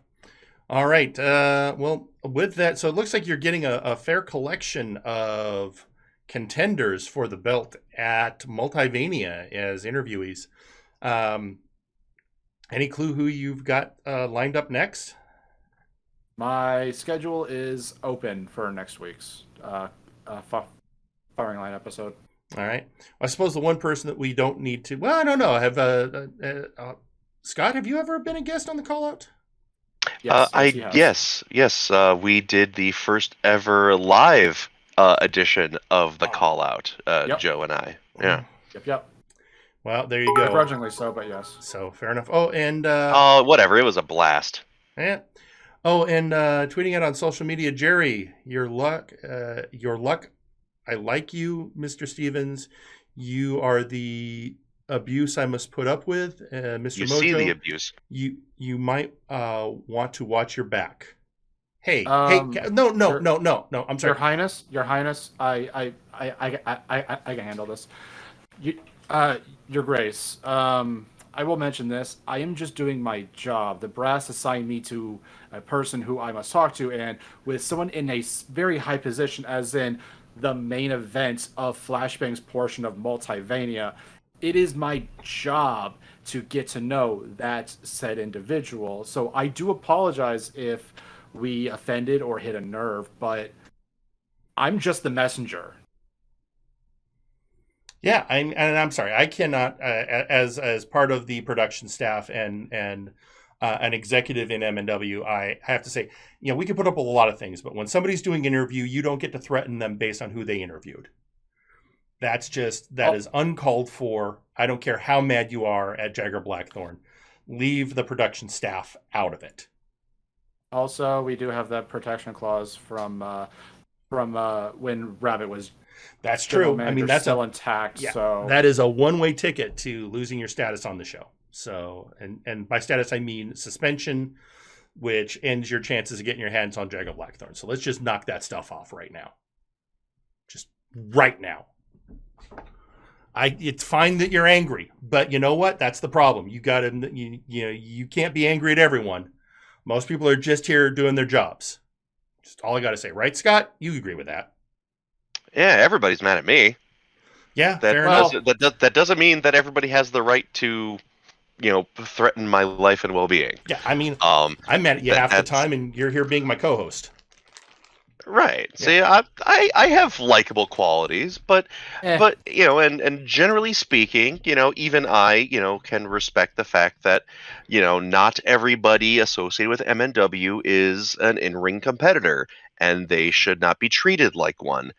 Granted, even, I'm guilty of, at least once, letting my temper get the better of me, and I kind of beat the hell out of generics in that one time, but we've let bygones be bygones, and for reasons like that, there are certain policies in place. So Cat Gina, for me, chill. Okay. All right. So with that, gentlemen, are we ready to move on to Future Shock? Hell yeah. Well, you guys go ahead and do that. I have far more pressing things to attend to than stuff that doesn't have anything to do with me. So I'm going to bid you farewell. Thank you for allowing me to join you here on commentary on Firing Line. Thank you so much for everybody for tuning in to this special Scott E. Stevens edition of the Flashbang half of Firing Line. And I will see you all very soon. Good night. And he just walked. He just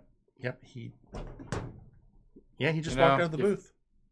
You figure that he would love to have a chance to talk about people on the other brand. Yeah, weird. Okay, well, hey Joe, I guess I need a co-host. Hey, I can do what I can. All right, let's get into this. So let's get into Future Shock. So this is a pay-per-view that there were some issues. There were some behind-the-scenes issues. Some things had to be worked out. Apparently, there was a contractual issue with the venue, but it's all settled now, and we move on to Future Shock. And the first match of the evening, actually, the brass made the decision to do a match that you don't normally see over on the Warzone portion, and that is an 8-man showcase style match featuring some of the rookies of the Warzone roster.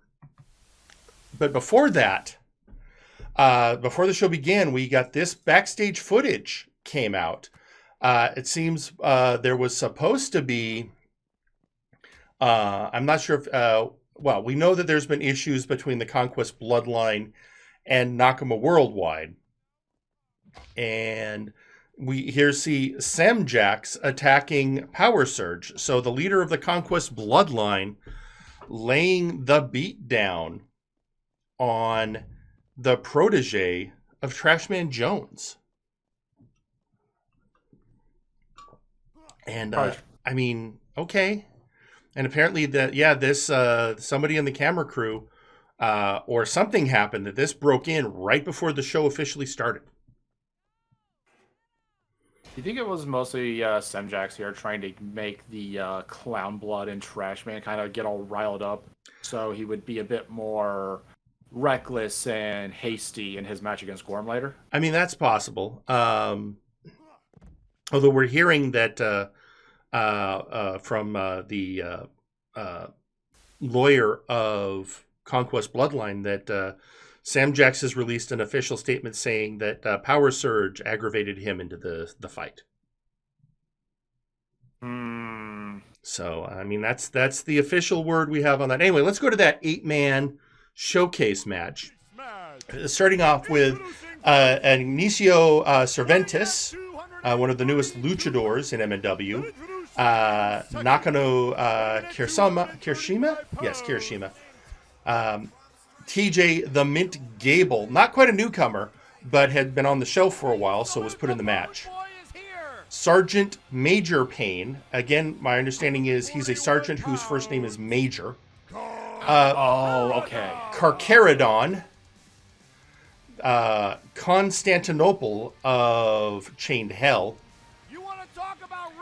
Newman, first time on any televised MNW show, Beowulf.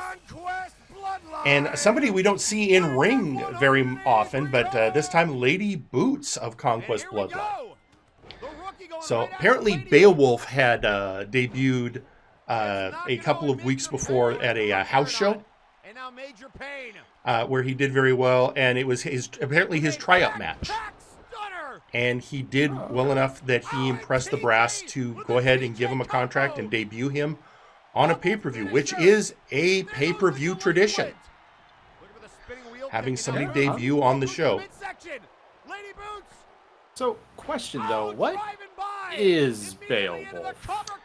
That's a good question. We don't know a lot about him. He's somebody new. We don't have a lot of book on him. You know what? Let me see. Phyllis can get us some background information. I'm typing to Phyllis right now to see what she can find out about Beowulf. And I do like to say that I would like to say I do love Ignacio's new look from his unknown luchador attire. That was the purple on blue is kind of horrendous to the eyes. The gold on blue, fantastic looking. Yeah, apparently he had a conversation with somebody with a lucha costume maker to update his look. See, so there's Carcharodon. So while we've been talking, we are down to 3 competitors: the aforementioned Beowulf, Lady Boots, and Sergeant Major Payne. Oh. And then Boots is out, and then finally we have it down to the debuting Beowulf and the I guess he's an undead soldier. Like, I know of like the stories of somebody by the same name, and I think they did a movie about it like 10-something years ago. Possibly, yeah. So with that, Beowulf. Here's another MNW pay-per-view tradition. A debuting wrestler winning their match. So is that on the bingo card? I'm sorry, what? Is that on the bingo card? I don't think so. It should definitely be on a pay-per-view bingo card. Wait a minute, Phyllis is telling me. Oh, okay. Hang on, Joe. I might be able to. We might be able to get some answers to your questions right away. Phyllis outdid herself. Ladies and gentlemen, on the phone with us right now is the winner of that 8-man showcase match, the freshly minted member of the Warzone roster, Beowulf. Hello there, Jerry. How are you tonight? Very And good. also Thank you. Joe. Thank you, Beowulf. Beowulf. So, well, you know what? I'm going to sit back. Joe does a lot of our interviews. I'll let him drive for the moment. So, Beowulf. Well, I guess the first thing that I usually mention when it comes to newer talent or talent in general is, what can you tell us about yourself? All we know much about you is name and obviously your in-ring talent. I will save that for the end of my special appearance here tonight. All right. Well, then, I mean, really quick, because we don't have a lot of time. We have a lot of pay-per-view to get through. How does it feel to come in to your first night as an on-screen MNW talent and win your very first match? Oh, it is ecstatic, Mr. Jerry. Very, very ecstatic. There is a reason why the brass signed me on the spot after my tryout. And I think it's safe to say that I did not disappoint with my victory at Future Shock, and I definitely intend to capitalize on it. I will just say the brass will definitely be getting their money's worth. All right. Well, as I said, we have to get on with the show. So, is there anything you want to tell us before we move on with the program? Yes. And let me just say, you best start believing in the myths you read, Jerry and Joe. Because my name is Beowulf, and I am the myth brought back to life. All right. Well, there we go. There's your answer, Joe, I guess. All right. Really quick, tweeting on social media. First off, from Kath Gina. Jerry, I am very sorry. Mr. Stevens was right. I should remember that Mr. Mojo, you aren't protecting him. I will send gift baskets. Thank you. Just remember also, hey, Phyllis, can you give me his number real quick? Well, Fay gift basket. Joe, they're Fay gift baskets. We'll need to. That's okay. We'll talk about it after the show. And also tweeting out the Omni Geek. He reminds me of a character from one of those dark future action shows from the 80s that my dad and uncle used to watch. You know, some of those did involve ancient myths coming to life. Yes, they did. And MNW is nothing short of like people like who reflect myths.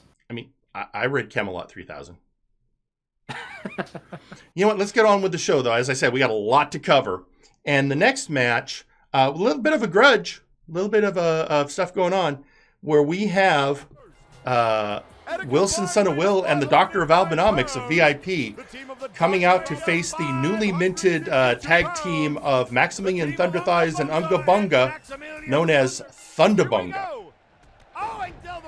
And so we have the VIP against two guys who you know what, Joe, I'm pretty sure we're watching a Hanna-Barbera cartoon right now. I mean, it's like it's like Wacky Razors, except Wacky Wrestlers. But yeah, but wrestling. No, it's like there's a deed to an old amusement park on the line. Like, I'm half expecting Dick Dastardly and freaking Muttley to come down the ring. It could, yeah, absolutely, any moment now. And then Fred Jones is going to come out and unmask Doctor of Albinomics as Old Man Smithers the whole time. So, that's now something interesting had happened during this show, and we've been doing some research because Eric Jenerickson had been asking why everyone has doctorates: Doctor of Albinomics, Dr. Caliban, Dr. Grimm, and the fact that one time when we had Max on the show, he said he was a pediatrician. I did some research. So how legit is that? Well, no, because here's what happened. One of the kids at the children's hospital referred to Max as a pediatrician, and Max believed him. You know what? That's probably yeah. That has to be the truth. So that's the secret of Maximilian Thunderthighs' career as a pediatrician. He's an honorary pediatrician. And I mean, now he does a Albo lot out of the work for corner. the kids. I mean, I would not doubt that. He does. I And mean, elbow. it's fair. He's definitely our MNW Goodwill ambassador, Spinebuster! Double A Oh, yeah, most spinebuster definitely. to the which cover. probably is something else that pisses off Wilson, son of war. Albo with Unga Bunga! Well, it's like it's like him and Wilson are, and Wilson picking up the win, are just like natural opposites. It's like they're going to fight forever. Yeah, essentially. It's almost like they're two sides. It's like they're two halves of the same personality. For Wilson. Yeah, there seems to be just something linking those two at a deep level. Don't know what it is, but yeah. So I don't think we're ever going to see the end of that particular feud. They may drift off to fight other people, but they'll always come back. Yeah. Every Saturday in the baseball field with bats forever. Sure. No, that's fair. Now, with that, this is Future Shock. This is a pay-per-view. And you know what you have with pay-per-view? You have title defenses. And the first of those title defenses is up next for the Warpgate Hardcore Championship, featuring the unstoppable Gorm of the Conquest Bloodline going after the Warpgate Hardcore Championship, currently held by Nakama Worldwide leader Trashman Jones. And I find it kind of interesting, somebody who's known as the Clown Walker coming down to the ring carrying a clown killer. Well, I mean, in the Blade comics, I mean, didn't he carry around a bunch of silver? He did. I mean, yeah, I think a lot of people have to remember that Trashman Jones has all the advantages of being a clown without any of the weaknesses. Yeah. Also, no pristine white gloves. Right, except for the goofy and nonsensical personality. Yeah, right through that table. I mean, this is what's interesting. When was the last time Trashman defended the Warpgate Hardcore Championship in a singles match? I want to say against Suplex Sam. Yeah, probably. But yeah, you have Trashman Jones and Gorm. I mean, it's Gorm. I mean, this is a Goliath versus a Clown Walker. But it's also, you know what? It's Conquest Bloodline. So we've got a Clown Walker, a Goliath, now a Muppet, and Power Surge. Like, I don't know what Carnival is, and frankly, no matter how many times the brass asks me to, I don't want to know. Apparently, like I said, he's something Muppet related or puppetry related. Something about those gloves on his hands. Sure. Let's go with that. You know, yeah, I haven't wanted to risk learning more, to be honest. What? I mean, yeah. Oh, hang on. Yeah. And this comes out, Ginger Boy's music hits. You know, and part of this, remember, one of the things Trashman Jones has been doing a lot lately is running down Flashbang. Calling it Flashbang, saying he's going to go down there to piss in the ring, which he tried to do. And he's so focused on Gorm, he doesn't even notice that Ginger Boy's in the ring with a bat. But apparently Ginger Boy, we think he yelled Flashbang forever. Apparently I'm getting from the truck, the preferred term is felted friends. For Carnival. I will update my index of offensive words that I shouldn't say. Yeah. But yeah, like, apparently Ginger Boy. Anyway, no, you're right, Ginger Boy. Yeah, so like, especially since. Well. There you have it. You know, after the interference of Ginger Boy and seemingly half of the factions, Gorm secures the Warpgate Hardcore Championship, thus the first title match of the night. The belt changes hands, and this leaves Nakama Worldwide without gold. And Conquest Bloodline, the first time since the Nexus Titan reign of Samjax, has a title. This is Gorm's fifth reign as hardcore champion? Something like that, yeah. I mean, we don't have a lot of good records from the early days due to the fact that the original arena exploded. Yeah. And especially a lot of records from Gorm's first run were in that at the time. So sure, something like that. That's definitely going oral history. But yeah. It's why I'm glad I often work. You know, I fortunately the main arena was empty that night. Not too many people were there when it blew up, was destroyed by Thomasine Graves and the Inquisition. Yeah. It's a scary night. Funny thing, actually, I actually went to apply for MNW the day after that happened. Really? Wow. Yeah. No, I was already working as a road agent. Fortunately, because there was a pay-per-view going on that night, that's where I was. Like, there are days where I am thankful that my main work area is in the bungalow next to the arena. Yeah. Yeah, and I do most of my work here in the production truck now.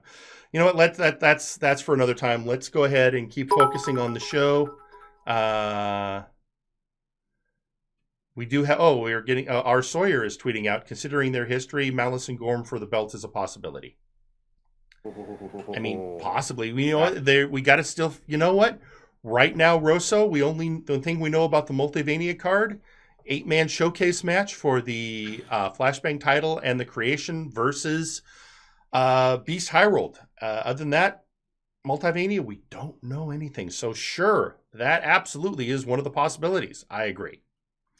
But quick thought though, for Multivania, right? Oops, all Haas's hardcore match. But there'll still be somebody in the arena going, "Is this a Haas fight?" Anyway, moving on with the show. Now we go to a definite grudge match. Omega Club facing off against Legion. And when I say a grudge match, one of the members of Legion is D4C Trice, former leader of Omega Club, who left under much bad blood. Definitely, and left before Whitney Lee is one of the people that came into the club after Trice's departure. So here you have Alpha Kong, Kelly, and Whitney Lee facing off against Louis McDonald, Kane, and Trice. There's definitely been a lot of animosity between these two groups.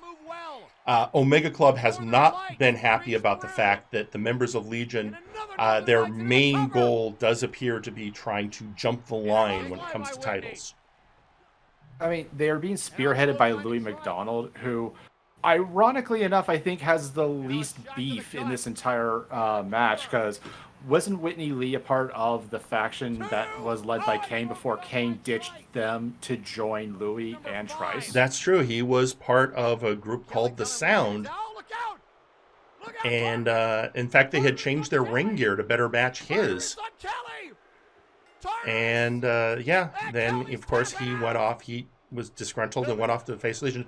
By the way, this match, if you hadn't noticed, is an elimination match. And by this time, both Whitney Lee and Kelly were eliminated, leaving Alpha Kong to face all of Legion by himself. And Alpha has shown his durability and resiliency like for years in MNW, but there's only so much that you can do against with 3 against 1. Yeah, once he got down to this point, it was like, good job on you, Alpha. But no one blames Alpha at this point with the odds so stacked against him. No one. And Legion acting like they won a great victory. So a big win for Legion. I mean, sure, it's a pay-per-view win. Great job, guys. But yeah. I will give Legion this. They do have the strength of numbers tactic down to a science. Oh, yeah. Well, I mean, when you've got somebody as opportunistic as Louis McDonald as your chief strategist, sure. I mean, this is a man who's like, but if I'm the rest of Legion, I would still have to worry about Louis McDonald's go-to strategy. How can I screw over my partners to give myself the best advantage? I'm surprised that no one's actually kind of played with that when they call out Legion. I mean, some people have mentioned it, and most of them are like, yeah, but Louis McDonald has to keep in mind that Trice would be just as willing to throw him under the bus. And Kane's about done with everyone's bullshit, so yeah, it could simply be the threat of mutually assured destruction. Yep. With that, so before we get into our next match, it's time for the audio promo of the week for the Warzone side in this. So here, ladies and gentlemen, is going to be your Future Shock audio promo of the week. Say something, Mr. Butler. Oh, look what those strangely dressed men of questionable sexual orientation did to you. Tell me, Doctor, what are his odds of survival? Sir, he has minor bruises and a small cut on his forehead. This is hardly something worth bringing him to the hospital for. Mr. Butler? I am giving you enough money to put your kid through college 3 times over. You had better give me a diagnosis that works in my favor. He has a negative 5% chance to survive the week. Oh, those savages have roughed you so. If only there was something I could have done to stop their rampage on a poor, defenseless lad. You could have taught him how to wrestle, and your part in this play is done. Mr. Butler, yeet. Right. So, you want to settle this at Future Shock, eh? Well, I'm all for it. What kind of hero are you anyway? Leaving an old man and his chivalrous friend to rot in the gutter after they gave up everything for MNW? No. You went on to help that cowardly bastard Probunaga after he abandoned us after his defeat to the Hats. His fight was worth remembering, but not mine. What was that you called me? Dag nastily evil? Who's the evil one? The man who fought and gave up all he owned to protect the ones he loved? Or the self-serving pretender who left him behind and forgot he existed? You and the rest of the people in this godforsaken company! Where were my praises of heroism? Where were my chances to prove myself? It doesn't matter now, so get ready, Dava boy! I'm putting you in the dirt where you belong. So now, going to the ring, accompanied by Sparrow, is Daverman to face Mr. Old Money in the Bank, Sir Uncle Dunk, accompanied by the recovered Mr. Butler. And now a jawbreaker. And remember, it was Uncle Dunk that helped rescue the Multiverse Uncle from could the Hacks. try and shift blame all he wants, but he still stole our vacation fund. I can't forgive him for that. He did, and we're still trying to. I mean, Pete had to take his time off as unpaid because of that. Like, trust the Midas come on, touch. man. 1, 2, and a kick out by Daverman. So it's top rope. Gonna be time for up and away. But Daverman, I mean, let's face it, Daverman, there's the whole history with Daverman having been possessed by that hat that apparently only Uncle can wear safely. But I'm beginning to wonder, are we sure the hat's not affecting him? Like, Uncle was a stand-up guy up until the Republic had to disband and was like at their lowest, and after Probunaga left. Well, and even then he seemed to be trying to hold on until that match against Probunaga. Almost, I think what really drove him over the edge was having that match with Probunaga, who he saw as having turned his back on the Republic, and the crowd cheered Probunaga. That yes, with that Uncle Dunk, powered by rage, I guess, managing to defeat the hero of MNW, Daverman, at Future Shock. Wait, what the hell? And yeah, that dollar bill. That is a dollar bill. And you know what? If you do any research at all, you know the last thing you want is money in your mouth. Sparrow doesn't even see it. He's looking at the crowd. Yeah, no. Because money is you don't want to know where so much money's been. Yeah, especially now that the summer months have came in. So, with that, Sir Uncle Dunk wins against Daverman. And, of course, Uncle still has that briefcase. So I'm my sure question that's is, if it isn't, well, we'll see. In the meantime, moving on to another grudge match, also a jockeying for position again. Somebody is eventually going to have to take on after their match tonight that we're going to look at. Go after those tag belts that are currently held by Chained Hell. And the next teams are making a claim that they should be the ones to go against it. And this takes us to the main event, Mex.exe, Malice and R. Sawyer versus Lock-In and Nice Ice, Eastern Block Party. And it did not go unnoticed, that Bulls sweatshirt that R. Sawyer was wearing. yeah, Sawyer is showing more and more of his cheeky side. He definitely is. Also on social media from the OmniGeek, that's okay. We know how it goes in comics. The hero has to make his comeback in the third act. Fair enough. Yes. Fair enough. Yeah, so Malice and...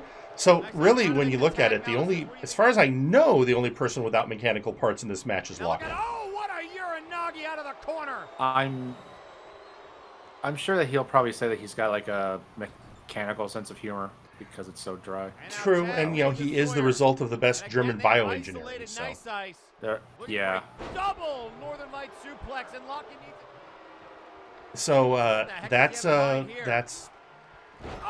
this, as I said, there's definitely issues between Meme and the Block Party, and with this match, they're trying to settle that feud perhaps once and for all before Multivania, to give a chance to set up for hopefully a title run at that show. And especially, go ahead. Sorry. Well, I was going to say, with Main Event Mex's long reign as Trios champions, they would actually make a very formidable tag team. Stunner. True, and we've definitely seen R. Sawyer and Malice work as a effective team, as we see here. And, oh yes, by the way, this match was another elimination show. And again, once you've got your... now, given a tag versus trio match, losing one opponent, you're just in a standard handicap match with what you would hope to have as a tired opponent, but no. And pretty much that was, Malice did his part, but that was a huge showing for R. Sawyer. And to your point, Joe, makes the great argument that these are two individuals that should have a crack at tag gold. And as Malice posts on social media, they were second in the C101. This is also true. It is a great point. You can say whatever you want about how these guys act, but yeah. And if I remember correctly, didn't they actually win the tag titles during that tournament? They were one of the holders during it, but remember, based on C101 rules and afterwards match, the only title reign during the show that was recognized was the Absolute Units. So, that's... My apologies. I've been running around this whole arena. Sure, fair enough. Hey, it's time for another title match, though. And this time it is for the Nexus Titan Championship with Raphael Sampson being accompanied by Sasquatch Wing to take on Fear Strikes. Fear Strikes, one of the, here's something interesting. That armor Fear Strikes wore, it's not new. We just haven't seen it in a long time. And so much so that a lot of people forgot he had it and thought it was new armor. But this just shows how much Fear Strikes took Raphael Sampson seriously. And somehow Raphael Sampson back to his feet and I'm trying to remember what Fear Strikes mentioned about him. So I know that he's a fallen angel, but I can't remember anything past that. He is a fallen angel. He is stated that he is the Angel of Fear. We have heard that in the past, and that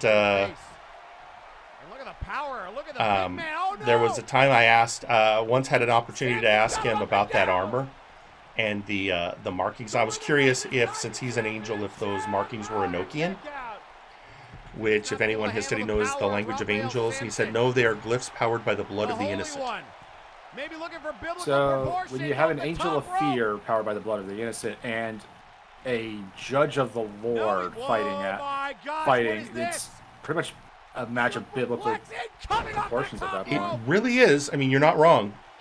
There's it makes you wonder what else was on the line in this match besides a championship belt. Yeah, we've seen Raphael and Fear Strikes fight with just all kinds of crazy odds in the past.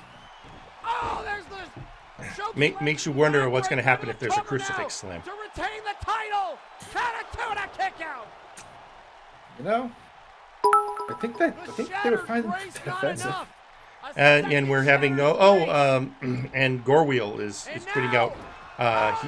He's saying War in Heaven match. I think he's saying he wants to see a War in Heaven match. Fear Strikes escapes with his title. But with that, the angel puts down the judge, and Fear Strikes retains his Nexus Titan Championship. So maybe we'll get that War in Heaven match. Who knows? He knows that was a war. I wonder what the special stipulations for that kind of match would be. Crucifix pin only. Oh no, I can think of something worse. Whoever puts his opponent on a cross wins. So going full on Undertaker, Steve Austin. Right, exactly. There's precedence for this in wrestling, folks. That's all I'm saying. You know, please keep the cards and letters to a minimum.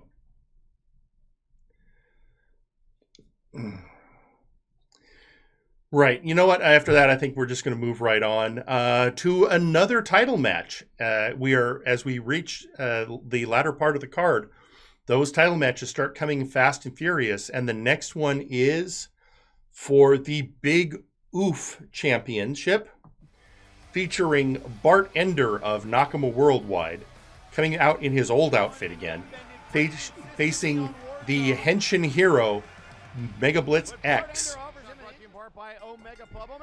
And yeah, this is, as we saw earlier in the evening, you had the leader of Nakama Worldwide, Trashman Jones, lose his Warpgate Hardcore Championship.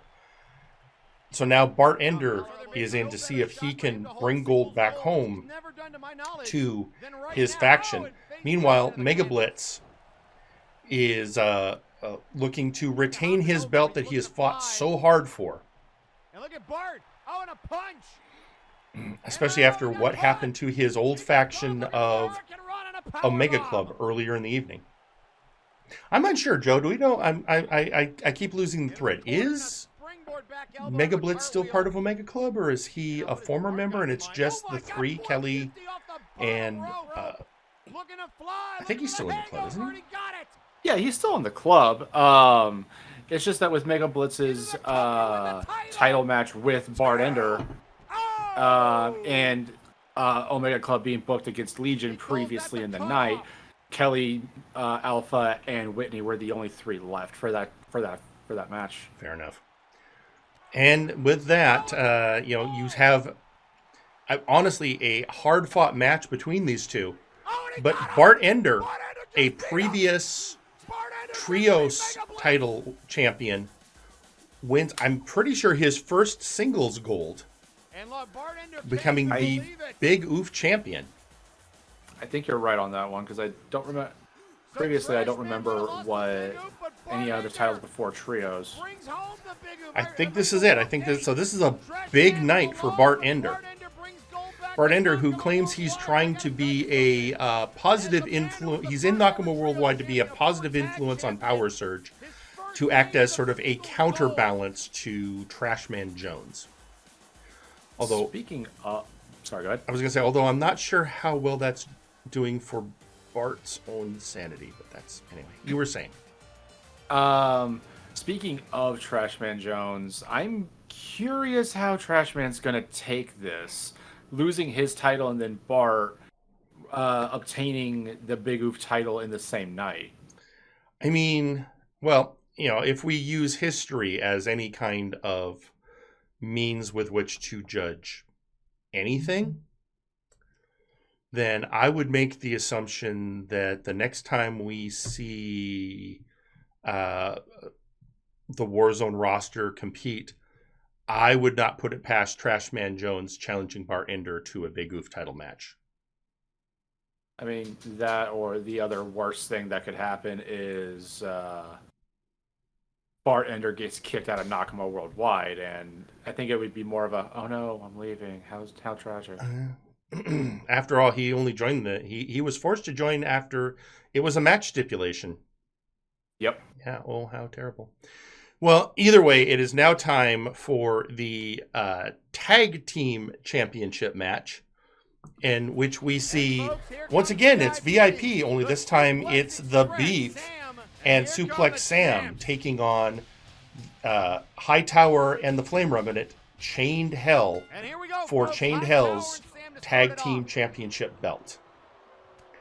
And so far, I mean, this has been a crazy night with title changes and title.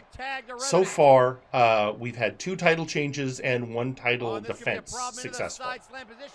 So the question then becomes, which way will this one break? Yeah, and with VIP, with Suplex Sam and Beefling representing them, kind of, even though they're in the same faction, the team feels a little bit slapped together, whereas Chained Hell have been together for the better part of, like, what, a year and a half now? Quite a while. I mean, we saw them back at Multivania participating in the tag team gauntlet match. So they've definitely been together for a while now. Yeah, and they've always been shown as strong competitors with pretty good chemistry. As a tag team. Right, and as we know, it's when you're in a tag match, tag team is a very different style than singles. And if you're going to bet, you need to bet on the experienced tag team coming out with the victory. Now, with that said, while you right, it does feel a little slapped together, the fact is that the Beef and Suplex Sam are still members of the same faction and have had a chance to practice and train together. So it's not as insane as, say, if you suddenly found a match of Peng Chi teaming with the registered Anon. I mean, that is very fair, but it's like you said, experience in the end wins. Right. As we saw here with the Flame Revenant getting the pinfall victory on the Beef. And thus, we see that Chained Hell is going to go into Multivania as the tag team champions. So, once again, bask in their glory.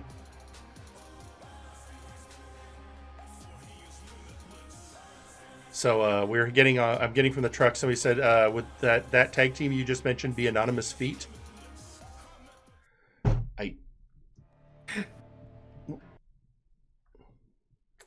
I mean, I'm not. Yeah, you know what? Hey, I got a great idea. We're gonna well, the next match. This next match. So, this next match is another chapter in a saga that has literally been going on for years in MNW.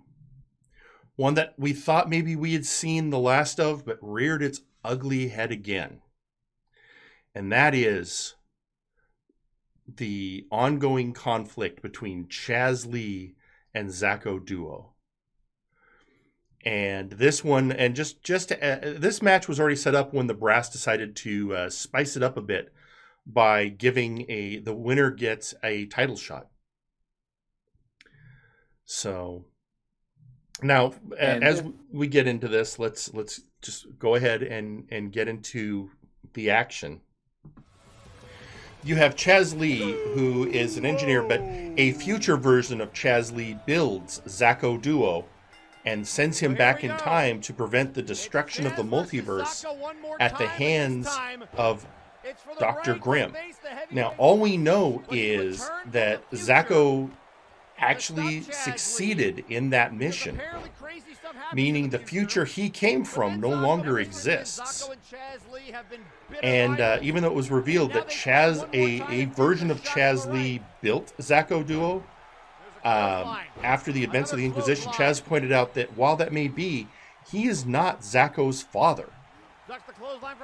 And that led to various issues which lead us to now, where you have a very, let's just say that I would say Zacho Duo's default is angry. And this match happened after a particularly vitriolic shoot therapy where the cursed future put the brass and the entire MNW universe on blast. And thus did Chaz come out to challenge Zacho to this match. And now this is where we are now. So a lot of Chaz is frustrated by having expectations put on him that he feels he didn't deserve. And Zacho is, upset for reasons we just discussed. But while this is all going on, while he's fighting Chaz Lee, we hear a musical cue hit, and then who does somebody that mysterious masked attacker who has been taking out several people over months here in MNW, that we don't know who he is, but now he decided to go after. He just seems to act as spoiler, and so Zacho Duo went from looking like he had a victory assured to losing to Chaz Lee. So Chaz gets a title shot at Multivania, but from the assist of somebody we know not who. And that match was uncomfortable to begin with, especially with their history. And now we're adding in this wrinkle of this mystery assailant. Who, we have no idea who he is, what he's doing. And although Brad had a stupid theory, especially after the guy did a Scorpion Death Drop that it's Sting, and I'm like, no, he works elsewhere. Why would he bother? Yeah, he's under contract to another organization. That's as crazy as Brawl Kaiser challenging Kenny Omega. Okay, but I want to see that though. Well, everyone wants to see that, but I don't think the brass can make it happen. I mean, I'm not going to say no. The brass. I mean, let's face it. Citra King faced Lady Demescu last week. Dimitrescu. Gesundheit.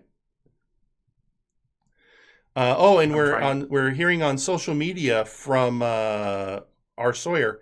How many months has Papusa been investigating this? I'd rather have Seth Jackson investigate this issue. And that man loves his meat lovers just as much as his investigations.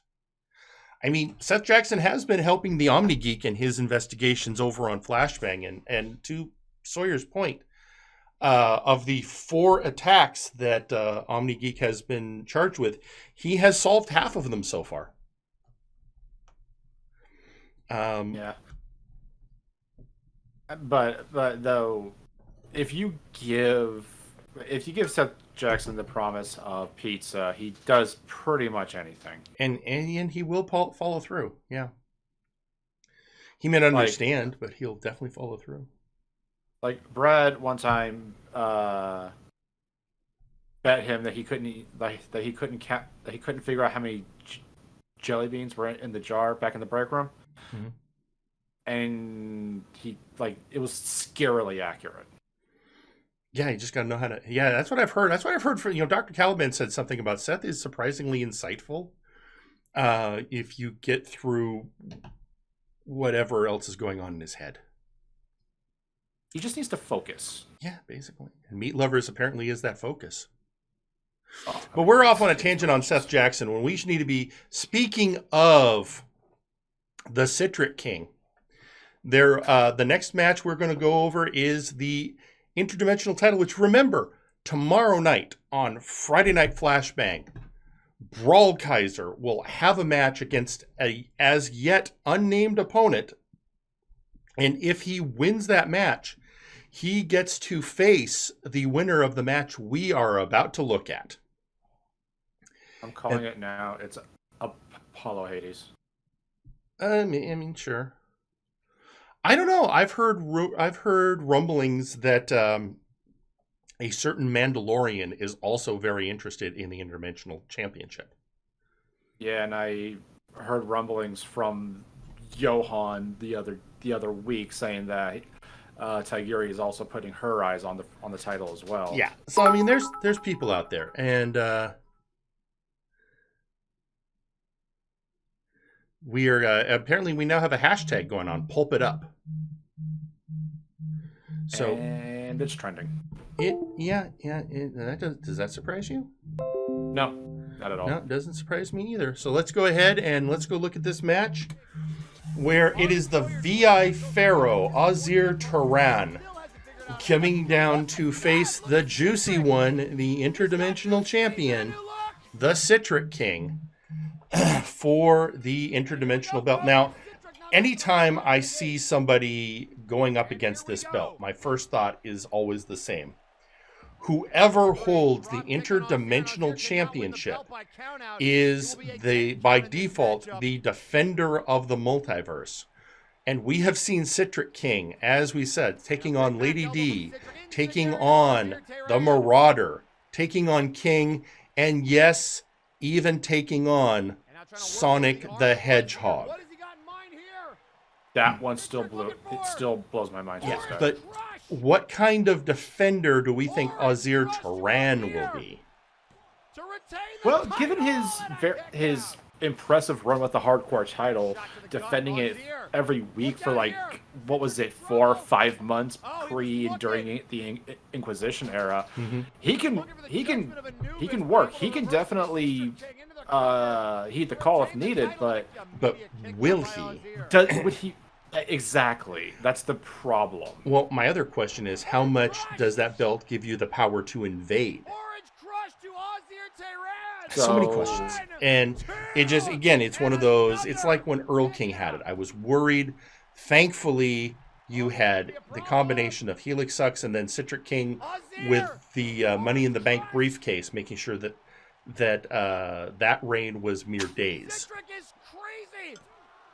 Yeah, and although I would have been convinced that Earl King and probably Aussie would probably take any kind of, not take a bribe, but more or less allow something to come in if they work for them. I just, it's like I say, it's the kind of things I wonder whenever this belt is up for grabs. I can see Brawl Kaiser doing the job, and here we have it. Fortunately, Citric King was up to the task, which is impressive when you consider, I mean, Azir Turan. Part of the reason I was worried, Turan is the best technical wrestler in MNW. So there was a terrifying moment. It's like if he got one of his finishers on Citric King, I was worried about how things were going to end up. But thankfully, the juicy one proved up to the task. Didn't he pretty much keep Orange crashing Aussie for a solid 2 minutes? Oh, there were several. I mean, he hit it multiple times. Good on Aussie for taking all of those DDTs and stunners and still kicking out at 2. I mean, you don't get to Azir Turan's level without being resilient. Exactly. He is he leads VIP for a reason. Absolutely, and truly. I mean, and decisively. So when you have that group of personalities together, the fact that one man is able to keep it together cohesively the way he does, yeah. I may not always like how he does it, but you got to respect that talent. All right. And now we are at the main event of Future Shock. I'm just going to play the recording as we look at it, where you have Vinsmoke Sanji coming down with CJR Killer. As Hat Smoke, he held the world championship. And he is now facing against the current champion, Burnout Vaughn, coming out with the Toxic Wastelanders. The history between these two men.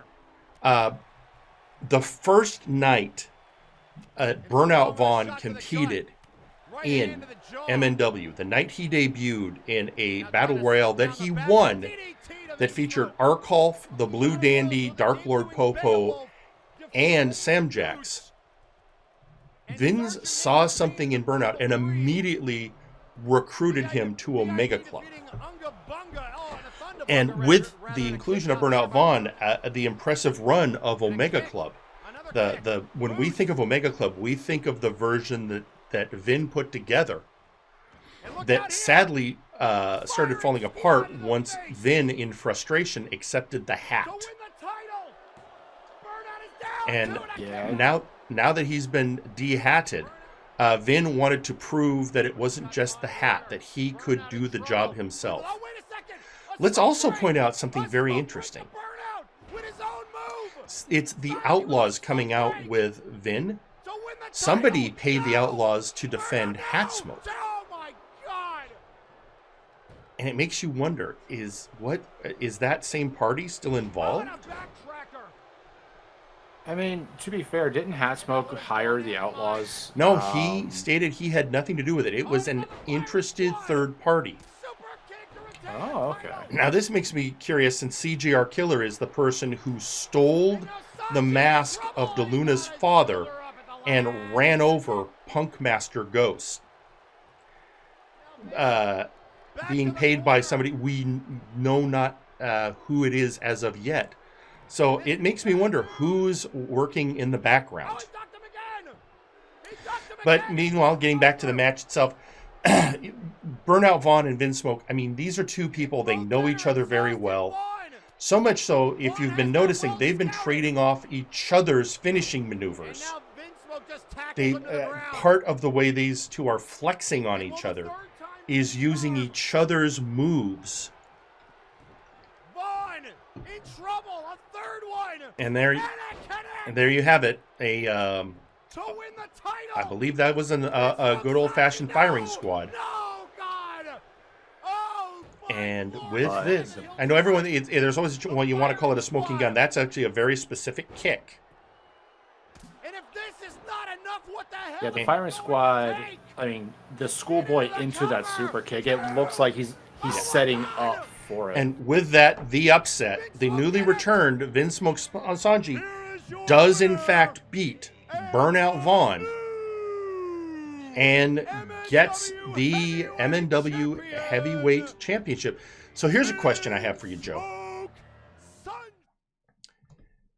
How are we counting this? Are we counting this as Vin's second title run? Do we count the title run of Hat Smoke as Vin's, or is this Vin's first title run? It's how I would count it is that is his second title run. Just because he was under a different name, just because he had a different persona in control, that was still his body, and those were still his moves. There have been wrestlers who would leave a promotion, then come back into a promotion under a different name, under a different kind of style, and that promotion would still count that title win. So, in my opinion, 2-time MNW champion. Fair enough. Well, I guess we will see. In the meantime, that was the main event of Future Shock, so we only have one thing left to do, and that is the Future Shock Moment of the Week. In terms of being a Warpgate Hardcore champion, he is easily one of the most dominant that the division has ever seen, and here's why. Look at the power! A Garbage Day through the table! Garbage Day through the... Oh, wait a second! Come on! Carney Ball on his way to the ring! And he's got a baton! But here comes Power Surge! Power Surge trying to pull himself, and look at this, head scissors. Power Surge saying, I see you, Carney. And Power Surge is kicking the crap out of Carnival on the stage. And he says, get back up there, you freak show. And a head scissor. And there you have it. The Kohai must protect his senpai. I mean, yeah. I don't. Yeah, I mean, that kind of makes sense. So, I mean, I've said before, Power Surge is basically the Deku to Trash Man's All Might. Oh, most. I mean, I appreciate Sorry? Or would that be Shiganagi to Trash Man's All for One? I would kind of. Yeah, let's leave that analogy alone, and you were going to say something. Yeah, well, I do appreciate, good on Trash Man for taking in a rookie, taking in someone like Power Surge, and showing him the rope, showing him how it works in the back. But I kind of shudder at the thought of, say Bartender gets kicked out of Nakamura Worldwide, and it's just Trash Man teaching him. What's he going to look like in 5 years? Yeah. Well, we can only hope for the future. And with that, we are pretty much at the, that is firing line for this week. So, ladies and gentlemen, again, remember tomorrow night is Friday Night Flashbang. And with that, for Joe Mojo and Scott E. Stevens, I am Jerry Aldini. Ladies and gentlemen, thank you and good night. And now we're above game. Hang on, I go. Okay, great. We got through it. Yay. Yay. Hey, and just so everyone knows, so because I needed to get a co-host, Scott said, or Hardluck said, yeah, I'll come in, but I got to go pick my sister up at the airport at I have to leave early. And it's like, okay. Then Joe said, hey, do you need any help? It's like, funny you should mention that. Yeah, I after watching a very funny movie, had some time. And yeah. And then another person did offer to help, but I'd already had Joe let him. And that, of course, was Edward Bosco, who, hey, fancy that. Speak of the devil. Boy, I am just, when it comes to timing, I 50% of the time, I knock it out of the park 100% of the time. There you go. Yeah. Especially when you're putting music to motions in 2K. No, that we don't talk about that. We're not going to talk about that heresy. Okay. Not just 2K. Fair enough. Anyway, so yeah, now here we are. Hi. Hey, we're above game. We are above game now. 8:30 with 2 shows. Well done, guys. Yeah, that's impressive. We're getting this thing down. The pacing. Yeah. I'm impressed. So fair enough. So anything you want to, since we're here, then we. So I had to correct something. I think you said that there were 6 slots. It was that the 8-man was for 6. I believe it's 5. So right now we have. Well, we have the Fatal 4.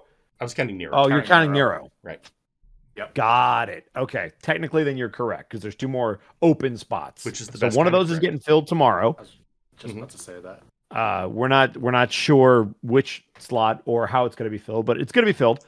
Okay. Let's see. We're on the back roads to fucking Multivanias. So Trios champions, tag champions, you can expect some movement there in terms of who's going to be fighting who. Mm-hmm. There could or could not be a potentially major announcement tomorrow from the lawyer. So tune in for that. It will also be a shorter show because I have 3 streams tomorrow, that being one of them. Right, because you're doing losses. We're doing Arcadum's game. We're finishing that up at 11 a.m. Mm-hmm. Then I'm doing Warzone, and then Monty wants to do ODST, and I don't have the heart to tell her no. So I'm going to do it. Well, I mean, after you had to be her emotional support voice actor on... Well, I'm the one that talked her into ODST, and Joe Cad, we're going to hopefully get on board with us. I don't know if he's free, but he was like, hey, if you play ODST, let me in. But we're going to try to run through ODST with her. Because in my opinion, it's probably the best game Bungie ever made. All right. Story-wise, I would agree. Multiplayer-wise, Reach. Fight me on it. No, multiplayer. I'm not gonna. That's not even my argument. I think ODST is the best story. I'm right there with you.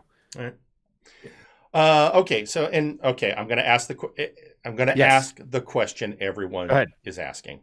Yes. Warzone. What do you know? I'm running it this Saturday. Okay, that's the thing everyone was wondering. There will be a huge announcement on Warzone. All right. So all I could say is Papusa has something. The very thing everyone was dragging him on today. Got it. Yep. Papusa has something for you. All right.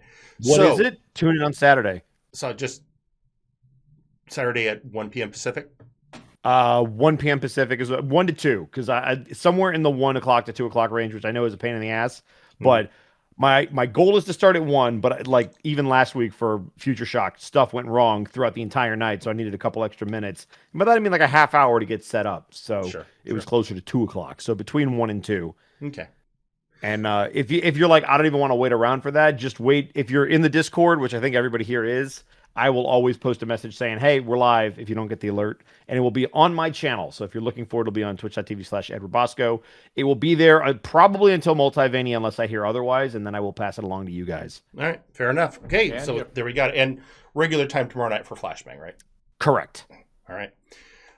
Will there be a card posted sometime tomorrow for Warzone? No. So Kurt likes to post the Warzone card. I do things a little bit differently, where I give an update right before the show of kind of like a synopsis. It's going to be hard to do that for double shows, but I like to leave people in a little bit of suspense, and then I like to do it in character when we start the show. Like, hey, we got a big night for you tonight coming up in our main event. Like that kind of a thing. So I don't normally post my cards ahead of time, which, could be good, could be bad. I don't know. It's subjective. Fair enough. It gives an air of suspense. Yep. So just to go through some of the normal questions we always get. Yes. Flashbang, entirely RNG? Last week. Everything was RNG except for the trios match, which was recorded RNG, but it was to make sure it didn't crash. Likewise with the 8-man showcase. Both of those were recorded to ensure no crashes. Right, but no like edits or special moves. You just correct. Yeah, there was. You guys could probably tell by now when I do edit, or some of you freaking people can. You could tell when I do edits for whatever reason, either because you helped me with them, Zako, or because you notice things. But yeah, no, there were no edits. All right. And then, of course, Future Shock, I'm sure some of those matches were not RNG. All of them were RNG. So the only two matches that were recorded were Zako versus Chaz and Trashman, and that's because there was interference. Everything else was 100% RNG. All right. Well, there you go. I promise you guys an RNG. That's why. So Bart Ender, I wanted Mega Blitz to retain, but Bart won. It was great. And I wanted Burnout to retain, but Vince Smoke won. Okay. So basically anything can happen. Anything can happen. Cool. So, and I will let you guys know now, because Kurt's going to be doing more of an RNG show, I'm not going to be recording anything that's not built into a story we already have going forward. We had some stuff in the can for Future Shock. We're going to carry through some stuff that we already had planned in the can for running into Multivania, but it's going to be a mostly RNG show for both shows into Multivania, because we need to focus on recording for Multivania, which, by the way, I'm sure everybody here already saw. I made an announcement on the Discord.